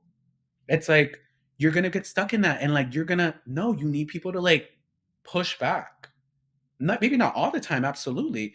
But in this world of like celebrity in whatever capacity, whether it be an influencer, whether it be an A-lister, if you don't have a solid core of people, you're going to go crazy. And I'm not referencing Miami by any means. I'm just referencing the state of celebrity and how chaotic, exhausting, overwhelming it can truly be. And if you don't have a solid group around you, you're going to like not know who to trust. You're going to be making poor decisions. Hey, should I do this? Yes, it benefits all of us. There was a lot of things behind the scenes while we were still really good friends that I'm like, no, absolutely not, Nikita. Absolutely not. That's ridiculous. You better not do that. And she'd be like, what? And then she would see that other people would get in trouble doing that. I would have conversations with her, be like, hey, don't do that. That's weird. That's weird. And she would listen. And when we weren't friends, that's when she really ramped up, in a sense, digitally, doing more drama, getting more outrage, like baiting. So I'm like, after me, and I'm not saying I have any like hand in her success in any capacity. I'm not taking none of that. I'm just saying, as her friend, when she would ask me and we would talk about certain things, I would give my 2 cents of like, hey, that's fucked. I don't think you should do that. Hey, I don't like this. I kept it 100 with her. And once I wasn't there, she started to do all these things where it's like, Nikita, why would you do that? Nikita, why would you do that? Nikita, why would you do that? She started to get a lot more hate because I don't think anybody was really on her side telling her, hey, that's not good. Don't do that. You are a beautiful woman who has created an entire career, an entire name as a trans woman in a country where transphobia still runs rampant. You've created an entire career. You could do so much more for trans women, for Vietnamese people, for biracial people. She's Mexican and Vietnamese. Like, you can do so much. You can create such bigger conversations. She was one of the first people, especially during the Victoria's Secret issue with that creative director that said trans women can't sell a fantasy. She showed trans women can. She's not tall, but at the end of the day, if it's fantasy we're selling, she can sell it. We can find a tall, beautiful trans woman that can walk that runway. Don't tell us that you can't do that. She created that conversation. I was like, look, you have so many eyes on you. You can create great conversation, but you're doing it to create anger and to upset people just to grow your following. What's the end goal? What's the end goal? Like, what? Oh, you start to understand it. And I was just like, Nikita, I'm telling you, you could do so much more. You could do so much more. You could do so much more, as opposed to just getting people mad because your spray tan is too dark. Your spray tan is too dark, Nikita. Oh, I'm Vietnamese. I'm Mexican. I can be this dark. No, you can't. No, you can't. You're a beautiful Asian woman. Yes, you could get tan, absolutely. And you don't want to get tan because some of your family members have had scares with skin cancer. Absolutely. But you know that's too dark. You know that shit you're doing is too dark. But you're doing it because it gets clicks. It does all these things. And I'm like, Nikita, you could do so much more. I expect greatness from you because I expect it from myself. So I had to take that step back of like, oh, that video during By Sister where it's her and me in the thumbnails like addressing some things. I knew nothing about that. That video was recorded before she even uploaded it. The thumbnail, none of that. That's why in the video, we don't talk about nothing. And I'm in it and I'm just like at the very end, just like, hi everyone, eating like a cookie or something just in the background. The community is not liking her products. They are overpriced and it's not universal. And the powder make darker skin tones, such as myself, look ashy. Honestly, we expect more from Nikita. But then she's like, That- oh, that look. wasn't- Oh. No, it wasn't planned to be clickbait, but it was a video she had in her arsenal to upload to promote her brand. And Oh, she's like, perfect. what if the thumbnail is clickbait, Gabby? You know, it's like, what if we make it seem like we're addressing things? And at the time, I'm like, I've asked you to collab and you said no. And now this is what you want to upload? Oh man. Like Oh what? man, So that's I another started, layer. yeah, I started to see situations where I was like, even during the whole Bi Sister, where I was like, Nikita, like, okay, like this is my friend. I'm not gonna like dog her out and tell her, no, you can't upload that, you can't do that thumbnail. It's just like we love the clout of it all, we love the drama of it all, but it's like, you're my best friend, but it's like you don't want to upload content together anymore. Not saying we have to, but I'm seeing people do like best friend trends or best friend this, like Lauren, Manny, like they do their own thing. I'm seeing all these best friends do these things, and I'm like, but my best friend's telling me like, no, we can't upload. Why do No, you I'm think not that she ready. said that? Because she was replacing me with Bretman. Oh. Yeah. Because even then they had a falling out because Bretman was like, what the fuck? Like, what are you doing? Like, what are you doing? Like, yeah, we're really good friends, but it's like, you're posting me too much and we're really good friends, but we're not best friends. And then you're disrespecting my sister. Like, nah, we're not cool anymore. We don't talk. And Bretman stood on business because absolutely, I understand it. You're not going to disrespect my family. This is my sister, the mother of my niece, my nephews. This is my sister. I may diss her and I may disrespect her and I may make jokes about her, but nobody else can do that. And I think he noticed that. The audience noticed that and they're like, Bretman, what? You're gonna let her disrespect your sister in front of you? You're not gonna hold her down? He apologized to Princess publicly and said, nah, that wasn't cool. What Nikita did. I'm gonna stand by my sister. Okay, so you know Nikita, Dragun, and Bretman Rock are not just BFFs, they're practically like family. However, Nikita is not his actual sister, and fans are not happy with the way that Nikita treated his actual sister, Princess, in some recent videos posted. He posted a video titled, Who Knows Me Better? Challenge Sister vs. Sister, New Intro. And fans are not happy with the way that Nikita talked to Princess in the video. One fan said, disappointed in Bretman for letting his friend disrespect his own sister. Another said, Nikita's behavior is disgusting. I'm glad Princess didn't let Nikita get to her. Another said, best friend or not, someone shading my own blood, I'm gonna check them. I don't care if they're joking or not. And someone else said, Nikita really out here trying hard to be the real sis, like boo, back the boop up, please, because ain't nobody can replace Princess. So then she was losing friends left and right. And I'm like, Nikita, you know I only want the best for you. I don't care if we never upload. But it's like, if I want the best for you, don't you want the best for me?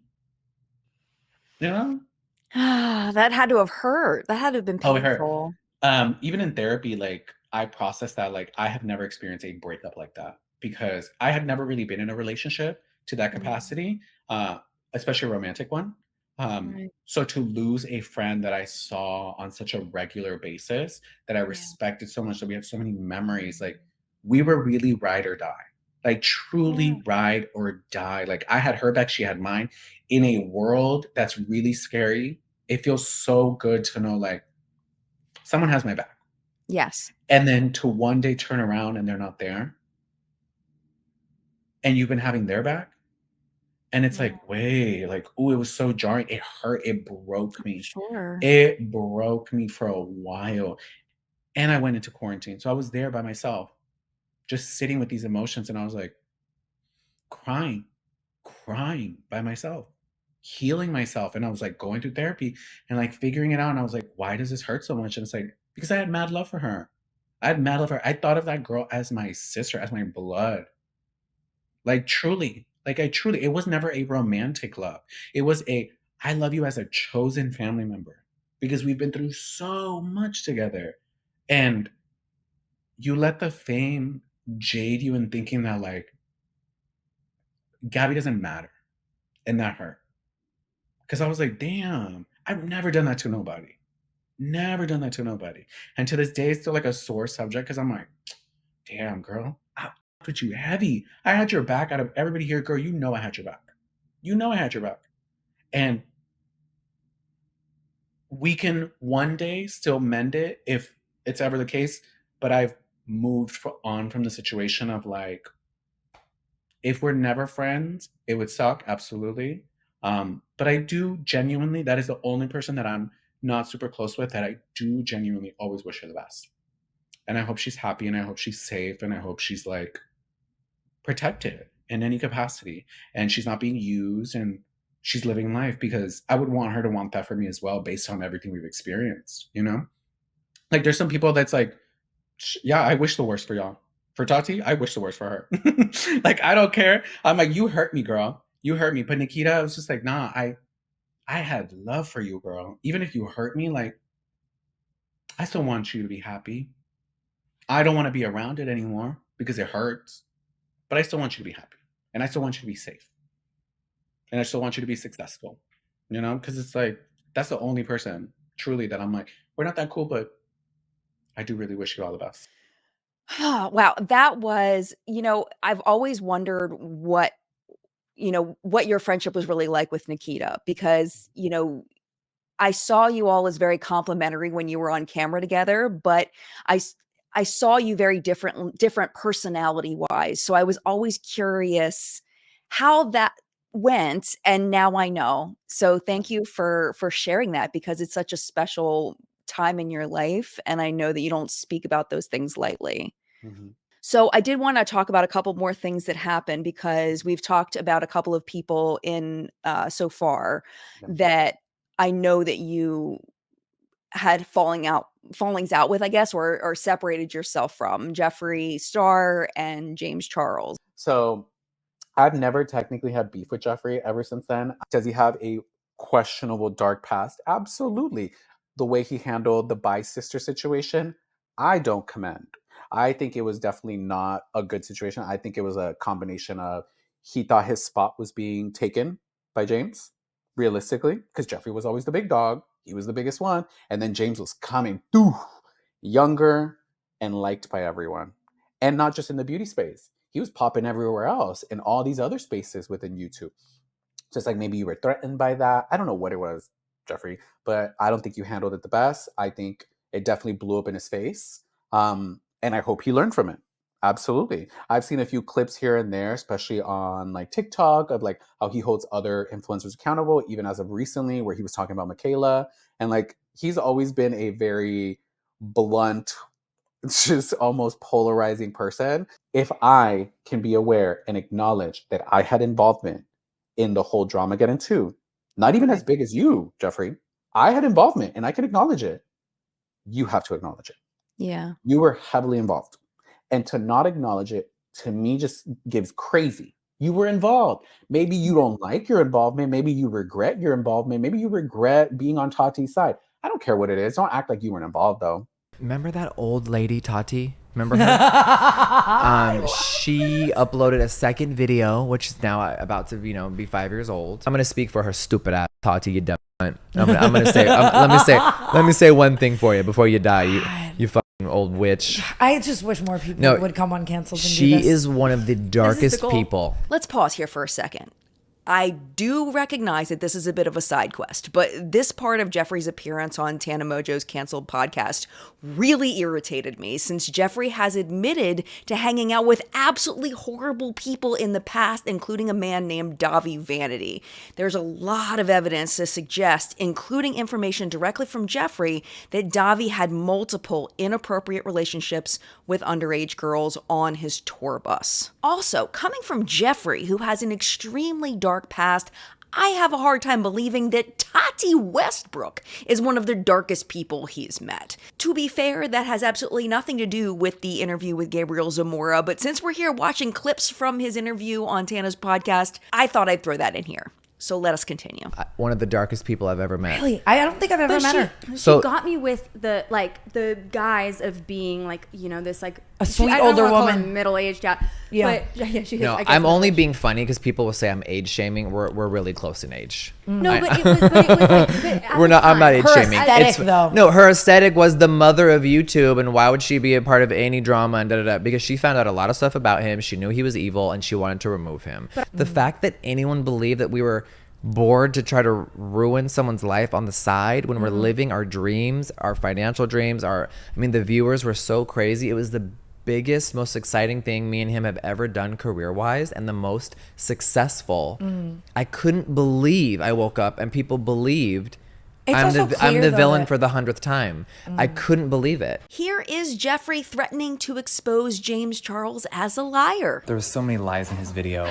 A lot of people are... What do we believe? You're gonna know what to believe when I really show you the facts, okay? There's screenshots. There's a lot of things that were not presented correctly. I didn't want to have to do this, but I will have to respond to this, and I will show you guys things that I'm sure he never wanted to come to light, but here we are. Instead of exposing James as a liar, Jeffree posted the video called Never Doing This Again and said he wasn't going to show any proof. We just launched the biggest makeup collection in makeup history. The most palettes sold in 1 hour, in one day, me and Shane Dawson. What? Two dudes? Like, that's so crazy and beautiful. And the documentary, the second one, right? Both of them were such massive hits. And I couldn't believe we're in the middle of a pandemic and it's all these crazy things happening with our culture and the planet and Earth and the presidency, and everyone's angry. They wanted me and Shane to be the villain. Pausing again to say that this didn't happen. For real. No one wanted them to be villains. They were the villains. Shane's disgusting past came back to haunt him, and an article was published that accused Jeffree of paying hush money to cover up sexual assault allegations. I took a few weeks off and was like, wait, what did I do? Yeah. I'm not a bad person. I didn't try to take down James Charles. And I wasn't a part of any of it. That's the problem. But you got dragged. You were So now we're 5 years later. You're telling me that me and Shane called her on the phone and coerced her into me. This has to be a joke. That's what I'm like. How could anyone believe that was real? As James Charles was losing millions of followers and Tati was gaining millions of followers, Tati seemed distraught and Jeffree was celebrating Tati's quote-unquote win. I just logged onto the internet for the first time today, and I'm like, oh my God, huge congratulations to Miss Tati Westbrook for hitting 8 million subscribers on YouTube. This is just the beginning for you, baby. I miss you, I love you, and I cannot wait to see you when I'm back from Michigan. So congrats. Mwah! I love you. Life has a really funny way of doing things sometimes, you guys, doesn't it? The phoenix always rises out of the ashes. Long story short, way too late. I think that history backs up what Gabriel is saying here. So now, back to Gabriel talking about Jeffree being dropped by Morphe. I also believe that if your past situations have led for this brand to drop you, that's completely up to Morphe. If Morphe wants to drop you because they believe that a lot of their influencers are like, we don't want to work with you, so be it. It's cool. It sucks for you, Jeffree. That was your biggest retailer. You moved a lot of units with Morphe. Now they don't want to work with you. Okay. You have to, not unfortunately, because there's no unfortunately, you have to stand by your past. And if there's still consequences from it, so be it. So be it. Where it's not, oh, he apologized. He made a YouTube video apologizing. Okay. And yet those words over time still hurt people. So it is what it is. If your past has led you to not be able to work with certain companies and brands in the future for the rest of your life, so be it. It's not up to me. It's not up to me. If brands and people like that are like, no, it's just, we don't want to. It's like, okay. Morphe still owes me money. Me too. Well, let me stop. The bankruptcy, I'll never get my 1.6 million. Yeah, that's how much they owed me before they filed. How does that work? You're doing a collab with Morphe. They owe you this money. Obviously, I got paid several times, and then the next payment was the 1.8. They decided, well, the new CEO fell into cancel culture, right? Lisa. That was that was way past that. Yeah. And whatever. And at the end of the day, they owe me and a bunch of people money still. We're never gonna get it. They filed for bankruptcy, and I can't believe that's allowed, but I guess there's nothing you can really do about it. But then it's like, they're just moving forward, paying other creators to do stuff. That's how does that make sense? I don't know. There's no like back pay situation. We just had Did you get canceled? Is that no? Well, you were saying they fell into cancel culture. Meaning like they decided not to work with me over the second video. Oh. When the second video came out and I got canceled and Morphe didn't want to work with me, what did I do wrong? Like to the core of it, what did people think that I did wrong? They just thought I was a shitty person. Yes, that he was a shitty person. Jeffree's leaving a lot out here. Yes, I do believe that breaking my silence was the final straw that made Morphe drop him, but there was so much more than that. Of course, people hadn't forgot about his racism. The conflicts with Jackie Aina and Makeup Shayla happening around the same time as Dramageddon. In early 2020, a few months before breaking my silence, Jeffree's friendship with Davi Vanity was exposed. Jeffree even went on Chris Hansen's podcast trying to explain that one away. His former friend Tab had come out with a video talking about what a crap human being he was, and that was the end of his friendship with Trisha Paytas. And then in June of 2020, screenshots of a website called Lipstick Nazi were found where Jeffree was shown with self-harm on his arms. And then Blair White came out with a video called Jeffree Star, You're a Monster. Personally, I believe the final nail in the coffin was breaking my silence, but to blame it all on that, I think the new leadership over at Morphe had just had enough and dropped him in July of 2020. So again, long story short, way too late, I'm with Gabriel on this one too, and selfishly, I am using this as an opportunity to talk about Jeffree's nonsense on Tana's podcast a couple of weeks ago. But now I'm done with the me piece. Let's get back to Gabriel. So when was the last time have you talked to Jeffree at all? Like in recent years or? No. The only thing is he unblocked me. He had blocked me after I can't remember exactly when he blocked me, but I remember I had unfollowed him and I didn't see any of his stuff. And I think he had blocked me maybe a couple months after the whole Morphe situation.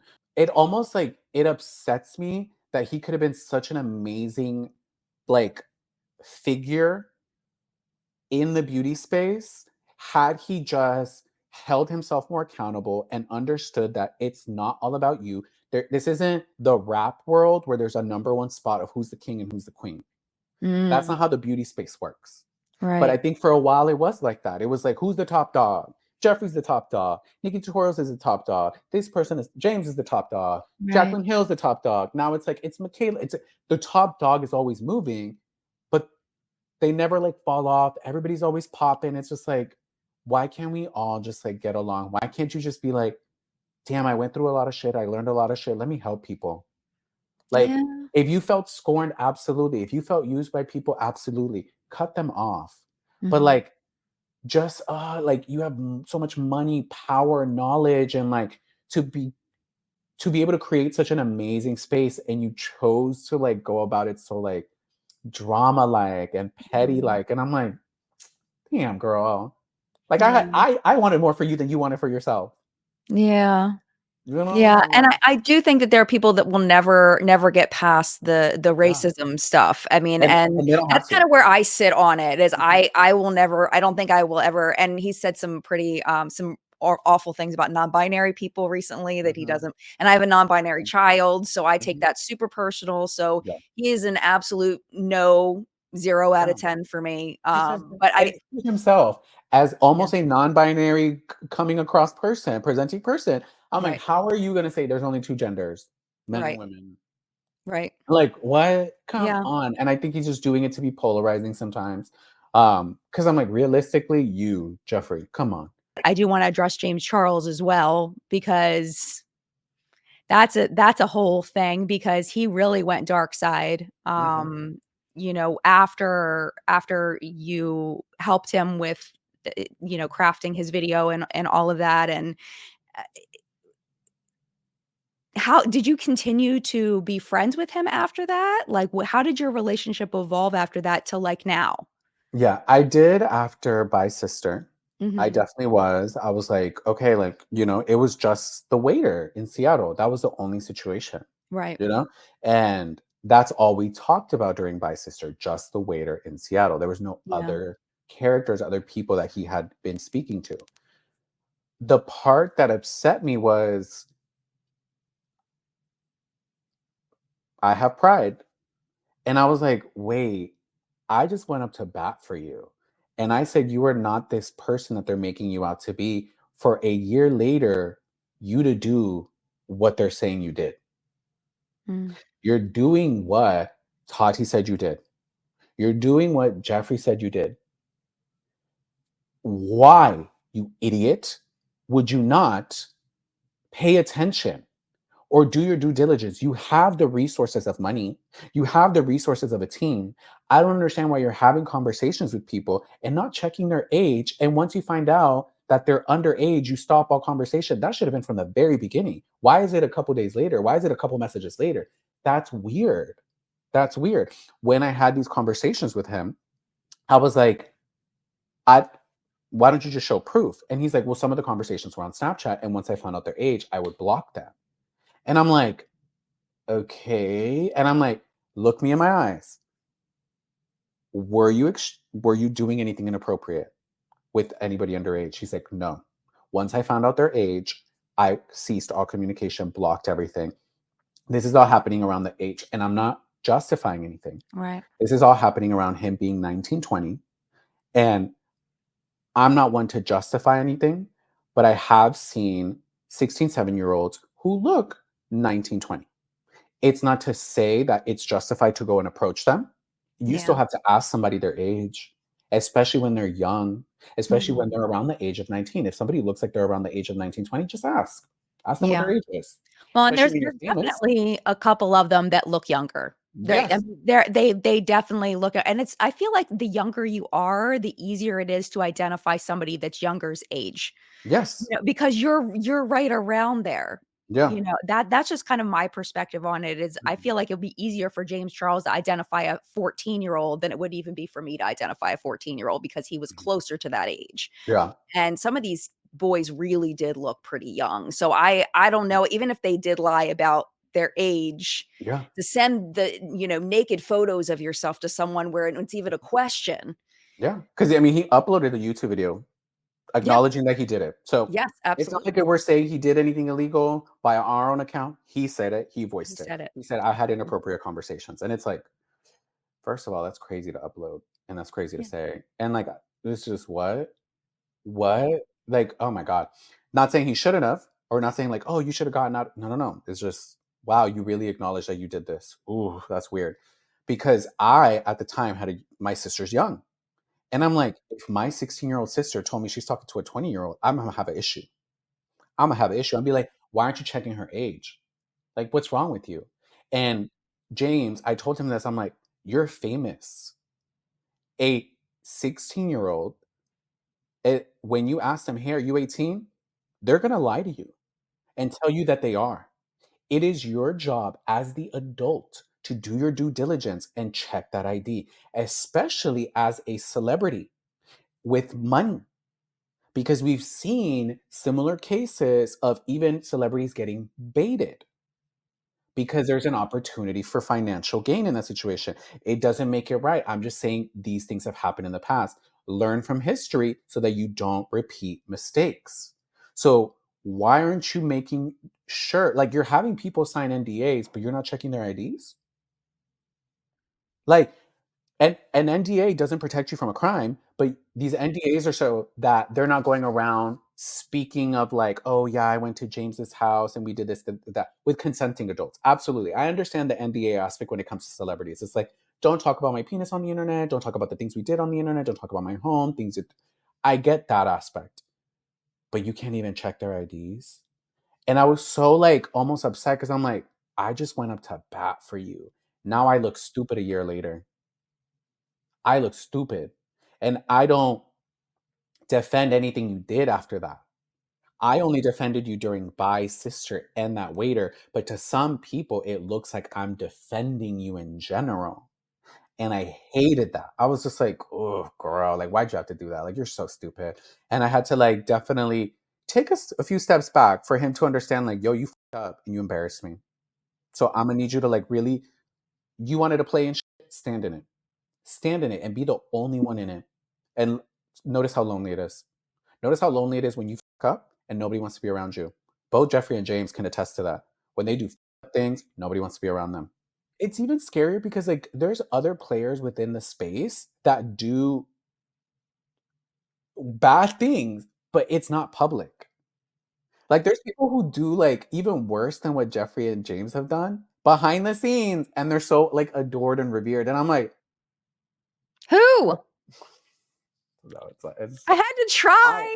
I hope it comes out one day. Like it's literally like it's what Tati said. Like some of these people use their fame, money, and power to get what they want. Like they Yeah. use money of like, here's some money and I'm famous. Yeah. And I'm like, oh my God. And it's like, will it ever come out? I don't know. Am I a victim of it? No. So that's why it's like, I don't want to out a victim Right. in any capacity. It's like, who am I to tell their story if they themselves don't want to say it? And I've talked to these people who've been victimized by like some of these background players. And And just they to be clear, you're not talking about James Charles right now. Yeah. You're talking about a Or different Jeffree. situation. Yes. Or, right. James or Jeffree. That's what's crazy. It's like there's other people who do these things just behind the scenes. Like the whole Diddy situation that came up. It's like Right. this wasn't going on for how long? Decades. Horrible. And there's people behind the scenes who do this that use that. And I've talked to like these people that have like, oh, like that is kind of weird that they were so much bigger than me. And they were trying to become my best friend. I'm really young. And then they're offering me money to do certain things, knowing that I really need the money and it's coming from this big person who I respect so much. And then when they look back on it, they're like, that was predatory. That was fucked up. And they still move within the space. Like I myself am, and it took a long time because I hate considering myself a victim in any capacity. And I always thought of this situation of like, I'm not a victim. I'm not a victim. It just happened and it is what it is. I took the L on the chin. But there was a person who was very physically and verbally inappropriate with me. And this is a person that was a big, like a key player with like the corporate of it. And I was like, oh my God. Like there's a person who like would hold it over my head that like, I got you here. I can take you out. And I'm thinking like, and all my friends are like, Gabriel, you have the best situation. You get to just upload content. You get to be an influencer. Like you have it good. And I'm just like, they didn't know. I'd never told anybody for the longest. It took a while because I was like, I'm not a victim. It happened. It happens to women. And I'm a man and I should just take it easier because I was able to move on from it. This person disparaged my name. It was like a whole thing. Like I was like I was lashing out on people in the corporate office stuff where I would lash out on them because like he was like this big player and he was like being inappropriate, like the lower of my back. And I was just like, okay, then it started to be my butt. It started to be things. It'd be like, oh, I accidentally brushed your crotch while I was walking by in this like packed space. And I'm like, what? Like, that's not appropriate. And then words, it would be like, Gabriel, I think it's so cool that you're like in beauty. I'm so supportive. I love gay people. I'm a straight man, but I love gay people. And I'm like, okay. It's like, no, I really do. Let me massage your shoulders. Let me do this. And I'm like, okay. But I would get favoritism. So it's like, wait, this is all weird. And creators would be really weirded out because they're like, why does Gabriel get everything he wants? If Gabriel wants something, he gets it. And these girls are like, we're girls. We're like in the beauty space. Like it's more of a female driven space. Like, why is this guy getting stuff? And I would bump heads with them because it's like, how do I tell y'all that I'm being like inappropriately touched? And that's why I'm getting these things. But I can't say that because it ruins everything. It takes the career away. I'm now known as, it just paints that letter on me that I'm the victim, that I'm a victim. You know, it's like now I'm going to have to go up against this big company. Even on my last day that I was there, I was finally fed up with this man. And I sent a long ass email because he played in my face. Like he did something really shady. He like staked me on my last day in my contract. And I was like, what? I sent a lengthy email. I included the CEO and I included HR. And I said, this man has been inappropriate with me, both physically and verbally. He's very inappropriate and weird. And they did absolutely nothing. So to this day, it's like, I'm grateful for the opportunity, but I'm also like, I have this animosity towards them because I'm like, I get it. I said it at the very end of my contract. I had one day. It was my last day of my contract. But it's the fact that I said, this man is inappropriate. And y'all did absolutely nothing with that. That man is no longer with the company, which I'm grateful for. But I had to take the brunt of it. And for the longest, like, I had to understand why I hated being an influencer for a while. Because it was like, come on, perform. I felt like I was on stage and this man was fondling me behind and nobody could see. So it's like, and he'd be like, you need to upload more. You need to do this. You need to do that. And it was coming from like the perpetrator. So in the back of my head, I would always be like, Gabriel, you need to upload more. And I would hear his voice. And that's why like you see so many like breaks of Gabriel on social media where it's like damn, Gabriel hasn't uploaded over a year. And it's like, sometimes it's like triggering. And it's like, Gabriel, it's such an easy job. It's such an easy job. You get to like put on makeup and talk about skincare and do all these things. And it's like, I wish I could just upload every single day. Like, Gabriel, it's not hard, but it's like, I'm within the last like year, all of 2024, I definitely like, because I try to heal from it in like 2023, I went to therapy towards the end of it and I've been healing from it. And sometimes like I get the creative like spirit of like, okay, let me like upload. Like I feel creative. Like I want to do this. And then I like hear it in the back of my head where it's like, Gabriel, why aren't you uploading? Like we missed you. We missed you. And it's like, I can't tell y'all what happened because it's like for the longest, I was like, I'd rather be known as like, Gabriel's so problematic. Gabriel's such a bitch. Not Gabriel was being touched by this man. And that's like, it's like, it's such a jarring thing because I've never talked about it publicly. I've never talked about this publicly and only like a few friends know. So I get holding people accountable from the victim perspective because I'm like, if you want to fight and hold this person accountable, do it. Do it because I wish I would have fought more. The back in my like moment.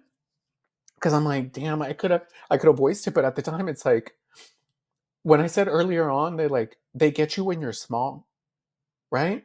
They get you as a smaller influencer because even other influencers would bump heads with the company because it's like, y'all make us do all these things that you know we shouldn't be doing. And like it was just extra work. So we would always bump heads. Like the contracts were like, that's a lot of work. Like we don't have to be doing certain things. But then I was also really small. Like I didn't have a lawyer. I didn't have an accountant. I had friends who like could potentially help me, but it's like what I know now, I could have sued. I could have had a lawyer involved in the situation. I could have gone to HR. I could have like really protected myself, but I didn't know how to. So I just had to be like, do I defend myself and potentially like know that these type of legal proceedings take a really long time and like your money's going to be different. Your opportunities are going to be different. Your life is going to be different.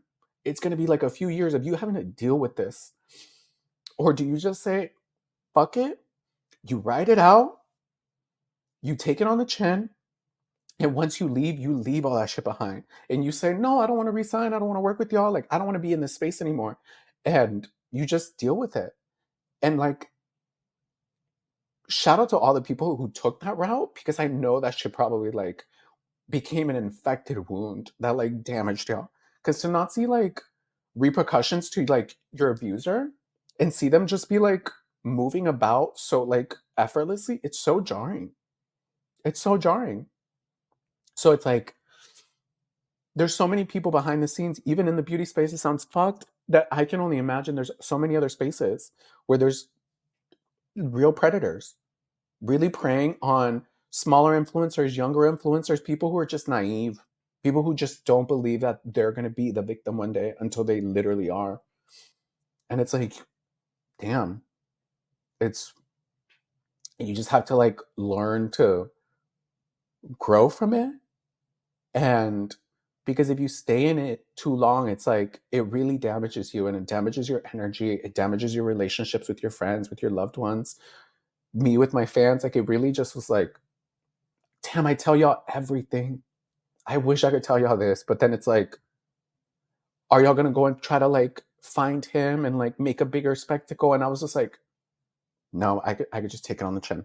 I could just take it on the chin because he was smart. He never did things in front of a camera. He never did it in text messages. He did it in very like packed areas. He did it. And I remember one time I was like really going through it because he was being really like really weird. And I was like lashing out and I didn't know. I didn't know what was going on with me. I was like, I'm so negative and I should be so grateful. Look at this opportunity. Like I'm making so much money as a small influencer. And I remember I threw a fit because at the time I was like, yo, like I just wanted somebody to be like, are you okay? Why are you being like this, Gabriel? I would throw a fit about this, throw a fit about that. Like, it's just, Gabriel, you were so sweet in the beginning. Why are you so like mean now? Went to my room and he knocked on my door and he came in berated me, told me all these things. Was there cameras there? Absolutely not. Did I have a recording ready? Absolutely not. I didn't even know he was at my door. And I'm not just going to go to my phone and start recording these things. It's like, I don't know what to do in these situations. Berated me, told me, you need to start acting better. You need to be grateful for the opportunity that I gave you, because I could take this all away. I could take all of this away and I could bury you. And I have all these relationships with all these brands and nobody will work with you. And you won't even make a money as an influencer, let alone as a brand like person. Because I always thought like, if I ruin my influencer career, I can just like work at a brand. I did it before. I can just go behind the scenes and be like, this is too much, and like I can work at a brand. And he's like, I'll ruin everything. I'll ruin your entire name in the beauty space. And he only did that because at the time the CEO was he wanted to come talk to me. So he came to talk to me before he did. So the CEO comes in and I'm like crying and he's like, what's wrong? And I was like, nothing. And he's like, no, like, what's wrong? Like, I've been hearing that you've been like a little rambunctious. Like, it seems like you're going through stuff. Like, what's going on? And I was like, nothing. He's like, what do you need? Do you need an assistant? Da da da. And he's like, I was like, no, it's okay. I'll be better. I'll like better. Like, I'm gonna be better. Because it's like they were friends. I didn't know if he was gonna have my back as the CEO. And they were friends, and I had heard things about him, and I'm like, I don't know if that's true. But then it's like birds of a feather. What if you're just gonna like, oh, okay, yeah, I'm gonna do something about it, and then y'all team up on me, and y'all get rid of me. I don't have a lawyer. I don't have parents with money or understanding of legal, financial, like all that stuff. My parents have a middle school education from Mexico. I don't have anybody to protect me. So I have to be like realistic of the situation where it's like, I just have to take it. In that moment, I just had to take it, and I just had to be like, okay, it's gonna get better one day. Like it's gonna get better one day, and you're gonna blow up from this, and you're just gonna look at this as like a thing from your past, and you're gonna hopefully remember this era of being grateful of like, hey, y'all helped me become this like big influencer, and I really appreciate it. There's so many people that didn't do anything to me. The brand in and of itself didn't do anything to me. It was just certain people within the company that did stuff to me or just didn't care. So I was like, but it's still like, I hear that word and I'm like, ooh. And I would hear stuff about him, but it was from girls that he wasn't inappropriate with. He was just like, he would sound like little pipe dreams. He'd be like, yeah, I got your back, I got your back, I got your back. But he never did anything to them. So I was just like, so confused. And like, it had never happened to me. And like, I feel very fortunate that it never happened to me as a child, but it happened to me as an adult. And it was so jarring because I was like, wait, I'm such a bad bitch that like, I should be able to stand up to myself and like push his hand and do all these things. But it's like, this person is like dangling your career and any potential of it in front of you. And you just have to be quiet. It's that power imbalance. Yeah. So it's like, when I voice these things to people, it's because I have an understanding of it to a certain capacity. There's influencers who do these things. There's people within corporate, like there's so many people that are still like up and they move within these spaces and nobody ever knows. And it's like, damn. So it's like, yes, hold Jeffree accountable, hold James accountable, absolutely. But I think it's like, it's not to me like that I'm like diminishing or not taking it as seriously. It's just that I know far worse demons within this space that I wish I could just tell y'all who they are. I wish I could name them. But it's like, that's going to be my identity. That's going to be my fight for the next several years. And it's like, do I want to take that on, or do I just say like, when it's finally outed, do I just add I don't know. I genuinely don't know. Even to this day, if it was ever to be outed, do I say like, oh yeah, I was a victim of that too? I don't know. You had mentioned earlier that you were in therapy. Were you able to work through some of this with your therapist to try to help you to come to a good place with it? Or I think just even the one that took the longest, the process that took the longest, that I'm appreciative for, is just the understanding of the title of being a victim and not having such a negative connotation behind it, of saying that like, you weren't able to defend yourself, you weren't able to protect yourself. It's like, me as a man, even though I'm a gay man, it's like, I've always protected myself. I've always had that. I've been able to protect my family, you know? So for the longest, I thought, it's like, no, if you're a victim, it means you're weak. It means like you were vulnerable. It almost means like you were just an easy target. Not saying that you were asking for it, but it's like you made yourself susceptible to it.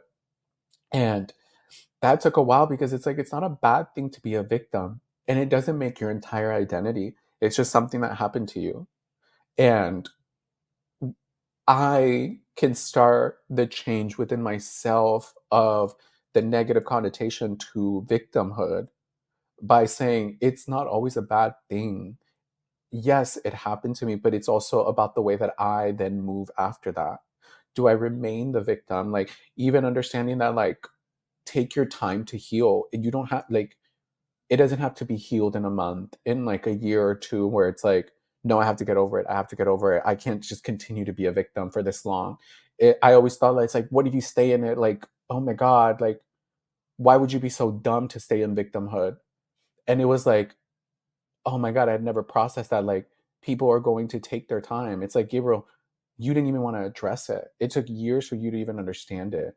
So it's okay, like, just understanding the word victim and like redefining it for myself, and like being able to like not be so ashamed of that. I hope in the future one day I can like be strong enough to just lend my voice and my light to organizations, and it not be like, oh, he's only talking about it because it happened to him. It's like, it did happen to me, and I do want to talk about it. I hope I get to that day where it's like, because I have such a bad attitude with everything else, but this is still something so like fresh and vulnerable that it's like, it's still healing to this day. Like, I know I've been processing it since like last year and all through this year. I just hope that one day I could be like, hey, I'm a victim of this. I'm a victim of like somebody who took advantage of me and I didn't know what to do. And I now know, and I hope that like it never happens, because like in the same way, like I would like to be that for like my siblings. I think that's just the part that like scared me the most, is that like they just see me as like the strong big brother. And it's like, I know they would never look at me in any type of way, but it's like, hey, I'm gonna teach you these things so that you don't have to go through it, because I did.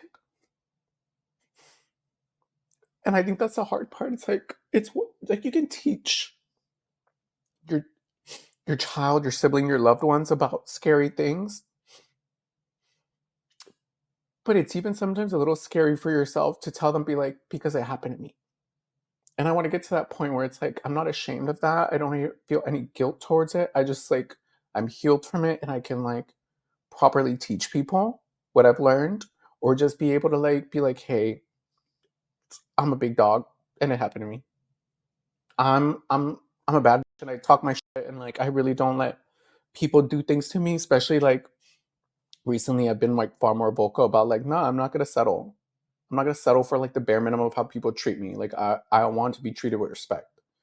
And I think that even through therapy I've learned that, to where it's like, no, you can stand up for yourself. I think for the longest, like I wasn't standing up for myself. I think that that's why my truth was so like scary for me, because it's like I haven't even been able to stand up for myself behind the scenes. So it's like, how is this even gonna go?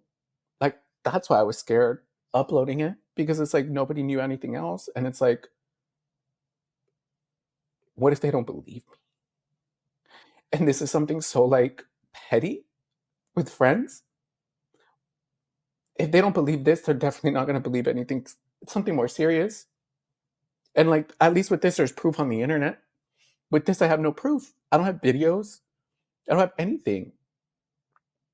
Like, he was smart about it. He made sure it wasn't in text messages. He made sure it wasn't in phone calls. He made sure it was always in person, where he was inappropriate. And I was just like, okay.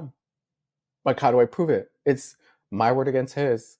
And he's part of a multi-million-dollar company. And I'm just Gabriel. Like, I'm just Gabriel.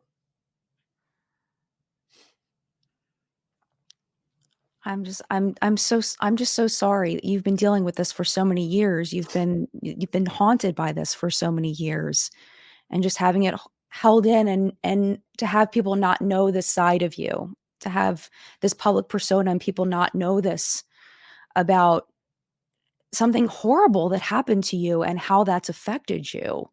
It's has to have been a big weight on your shoulders. And then to see, other things happening behind the scenes that you saw that reminded you of things that happened to you, and things happening publicly. Like what brought this conversation on was talking about James and how he victimized people. And to see that happen, that had to have been so hard for you. Mhm. And I can That's why I definitely took distance from James, because I was like, I'm not saying I'm not friends with him. I definitely have a level of like endearment towards him because I knew him since he was 16, this obnoxious 16-year-old, like entering the beauty space as I was.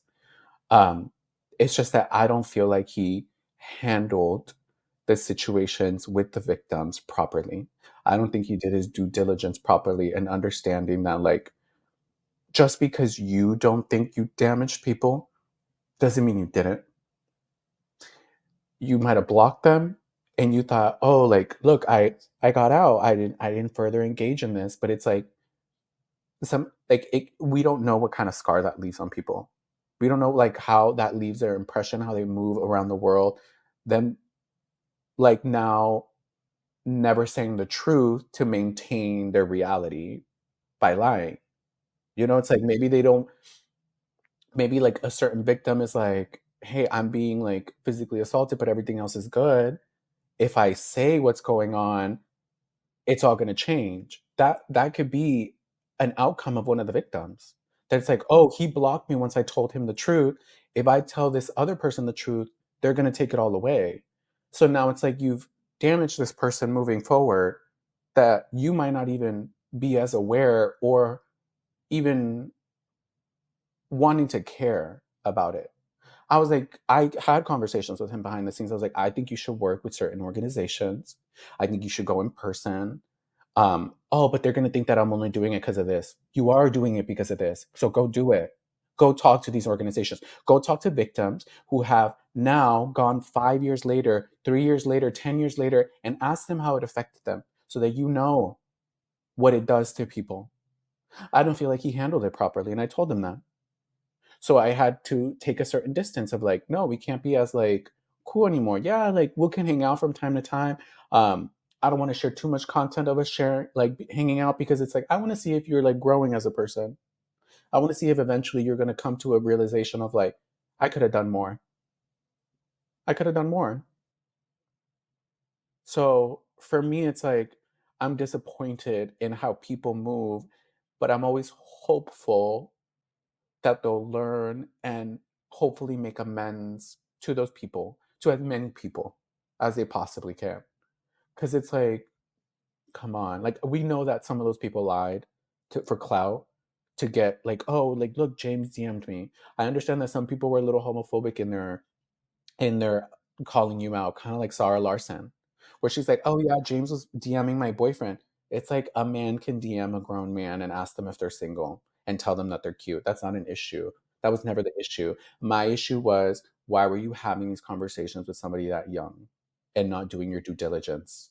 Because the way, yeah, you could be inappropriate with people in the way DMs, you're like, oh my God, you're so hot, send me armpit pics, and the exchanging of inappropriate photos within two consenting adults, none of my business. None of my business. It was the issue where there was an imbalance. And even some of those people that are consenting adults are still an imbalance. You're making X amount of money and you're living your life. And you see this celebrity, hey, you're hot. Oh, hey, you're hot too. You should send me pics.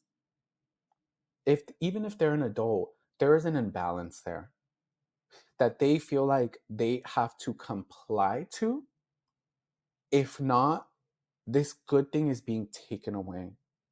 In the same way that Diddy created victims, he would be like, oh yeah, like, I mean, I'm Diddy. I'm a music producer. You want to make music? Let me see, sing for me. Wow, you're such a good singer. You should come hang out with me. Here, have this drink. no, no, no, I'm not really into alcohol. No, no, no, you should take it. Come on, I'm Diddy. How many times do you get to have a drink with a billionaire? I saw that in the lawsuit where he told people that. And it makes people more willing to do things that they're not willing to do. So, as somebody who let something happen because of power imbalance, I can understand these victims, and it's like, I don't feel like you handled it properly. I think there's still opportunity for him to do it, and we don't have to forgive him in any capacity. It's for those victims to forgive if they want to. If they never want to, who am I to tell them they have to? If they never want to talk to him, they never want anything from him, that's solely up to them. Absolutely. And I agree with it, and I support it. Because who am I to tell somebody? I think one of the most important things you were saying was the lasting impact of abuse on someone and how it doesn't really go away. It haunts you and it just stays there. And the abuser may not realize that lasting impact of that abuse. Oh, well, I block them and it's like out of sight, out of mind for the abuser.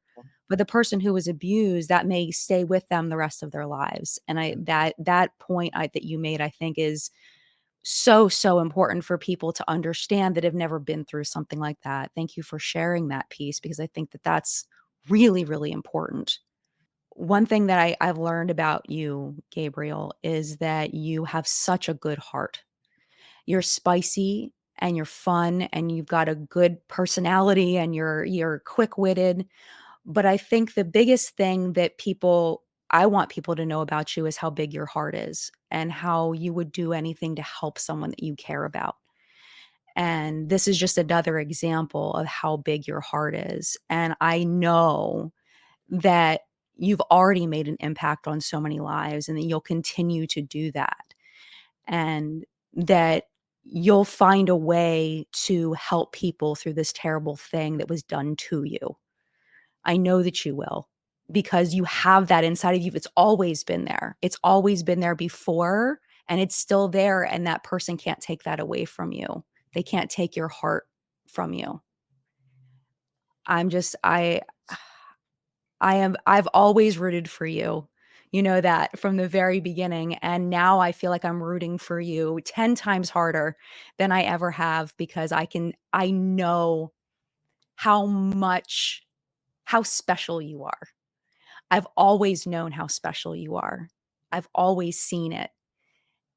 And I know you're going to do great things, whatever you choose to do, whatever that is, whether it's in the beauty space or whether it's somewhere else.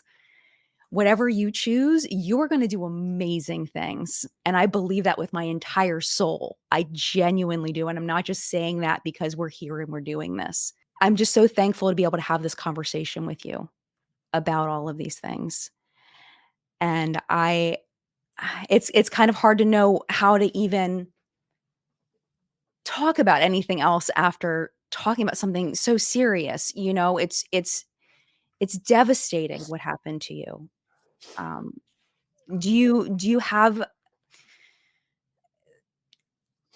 talking to your therapist and having gone through this, do you have any plans or any things that you want to do as far as helping other victims? Like, is that something that you've thought about? I've always wanted to just talk about it because I've only talked about it with one friend. And there's so many friends, like really close friends, that know nothing, absolutely nothing, not even an idea. And I think that was scary. It was like, it's just even like the idea that like my friends were going to find out and be like, why didn't you tell me? Or like, I would have done this, I would have done that. And it's like, no, it's like processing how like conversations now move forward. I didn't even think I was going to talk about it on this. So I just appreciate you making such like a safe space because I didn't know that like I would be just able to talk about it. Like to me right now, I just feel like I'm only looking at you. Like sometimes I'll get like I'll look at myself, but I'm just looking at you and I'm like, oh my God, like I think you like, I really appreciate that you made it easy because since me and you aren't that close, I felt like you didn't have like this long real personal connection where it's like, where you're gonna question, wait, so this was going on? So were you sat here, like all these things, like there were certain friends where I'm like, damn, are they gonna be like, so were you just lying? Like, were you? And so I think you just made it really safe for me to be able to be like, hey, I can tell someone. It's almost like when you tell your therapist things that you can't even tell your friends or partner, because it's like, you don't almost know me, but you kind of know me. And I can almost share it with almost less judgment. Not saying that like my loved ones or my friends are going to judge me. It's just that fear in the head of like, oh, like I didn't want them to. And sometimes I have created caveats in my life where I give space for negativity, for the possibility of negativity and the expectation of it, of like hoping for the best but expecting the worst. I've always had that mentality, and it's been such like a almost to an extent toxic to think of everything as that, because not every, if you constantly are preparing yourself for like such bad things when you know it's not going to happen, but you're preparing yourself for it, it's like a level of anxiety that like almost prevents you from even having a conversation. Right. Yeah, and people that know you that would say to you, "Why didn't you share this with me?" I feel like they need to give you a little bit of grace, and this is just my opinion, that when you're going through something like that, you have to do what you have to do to mentally survive. And sometimes that means not sharing, and it's not personal against that person. It's just you're just trying to make it through. And I hope that they give you grace. I hope that they understand and just give you a hug and tell you that they care about you. And I hope that that's the extent of it. You I know they know, will. I yeah. think it took time even in therapy to understand that. As I would talk to my therapist, I'm like, but what if this? What if that? What if this? What if that? It's like there's so many what ifs that you're scaring yourself from even having these conversations. Like, do these people love you? Yes. Do these people care about you? Yes. Have you had them for a long period of time in your life? Yes. So sometimes we think that because we know somebody so well, we just assume what their response is going to be, as opposed to giving them the opportunity to actually respond for themselves. And we like mess up by thinking, oh, we know what they're going to say. I know them so well. They're my best friend, they're my partner, they're my family, they're this. I know what they're going to say. And sometimes we don't give people the opportunity to actually show us that they're not going to do that. They're actually going to go above and beyond. And I think that was always the scary part, because I was like, I don't want people to lose respect for me. I don't want people to think I'm a victim. I don't want people to think I'm vulnerable and weak. Like I'd rather people be scared of me. It's that notion is like, because it's like, maybe if you fear me, like it won't happen to me again. Or if you fear me, you won't think of me as like a victim. And maybe I don't have to tell people, and I'd rather people be scared of me than like think that they can like do something like that to me. It sounds like you have some really wonderful people around you though, that you seem like you already know that they're going to be kind to you. Yeah. And I'm really happy that you have those people in your life that will be able to support you and support you even more now. You know, knowing what happened, and that it still is there, that it has not gone away after all these years. It's still there, and that they can now support you in that. I know that they'll want to support you because I am 100% sure you've supported them, and that they'll take it as an honor to be able to support you the way that you've done for them. Yeah. You know, and through this whole conversation, we've talked about the many times you've supported people that you've cared about, whether it's been reciprocated or not, whether someone's given it back to you or not. You have done so much to try to help people and to care for them and to be there for them, even when maybe they didn't deserve it.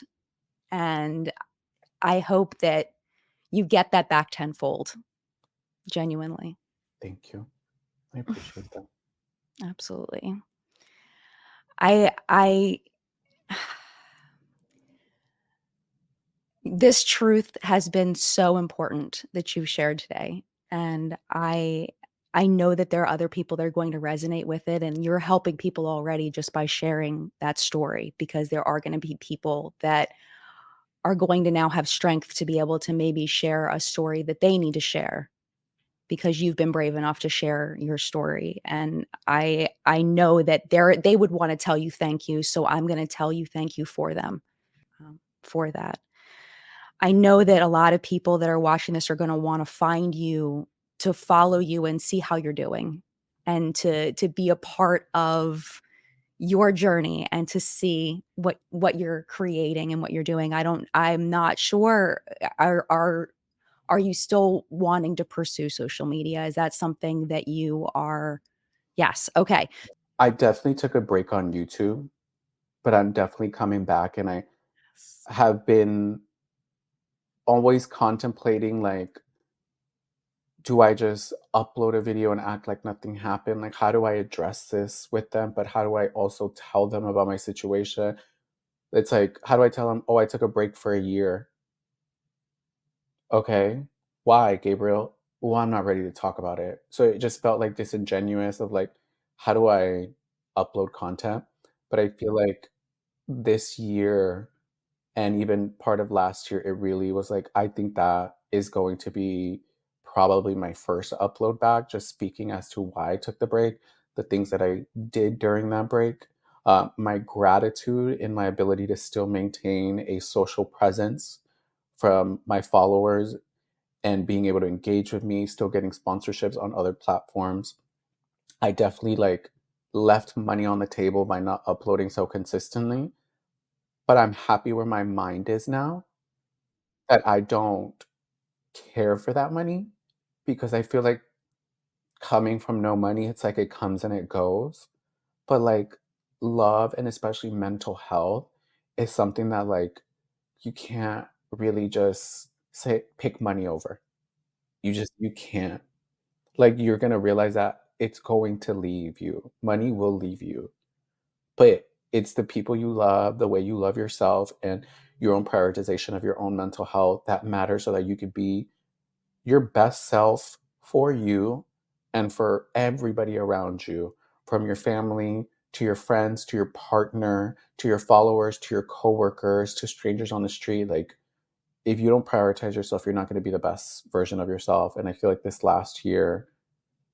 year has really like helped me, and I definitely feel more ready to have this conversation. I don't know if it'll be in like a month, or maybe it'll be at the end of the year, maybe it'll be like the first upload back in 2025, but it is definitely the first conversation I want to have with like my audience of like, this is why I've been gone and this is what I've learned, and I want to share it so that I can explain it to y'all, or if anybody else is going through anything, or hopefully y'all never go through it, but if you do, you have a reference point of somebody who did that can like walk you through it.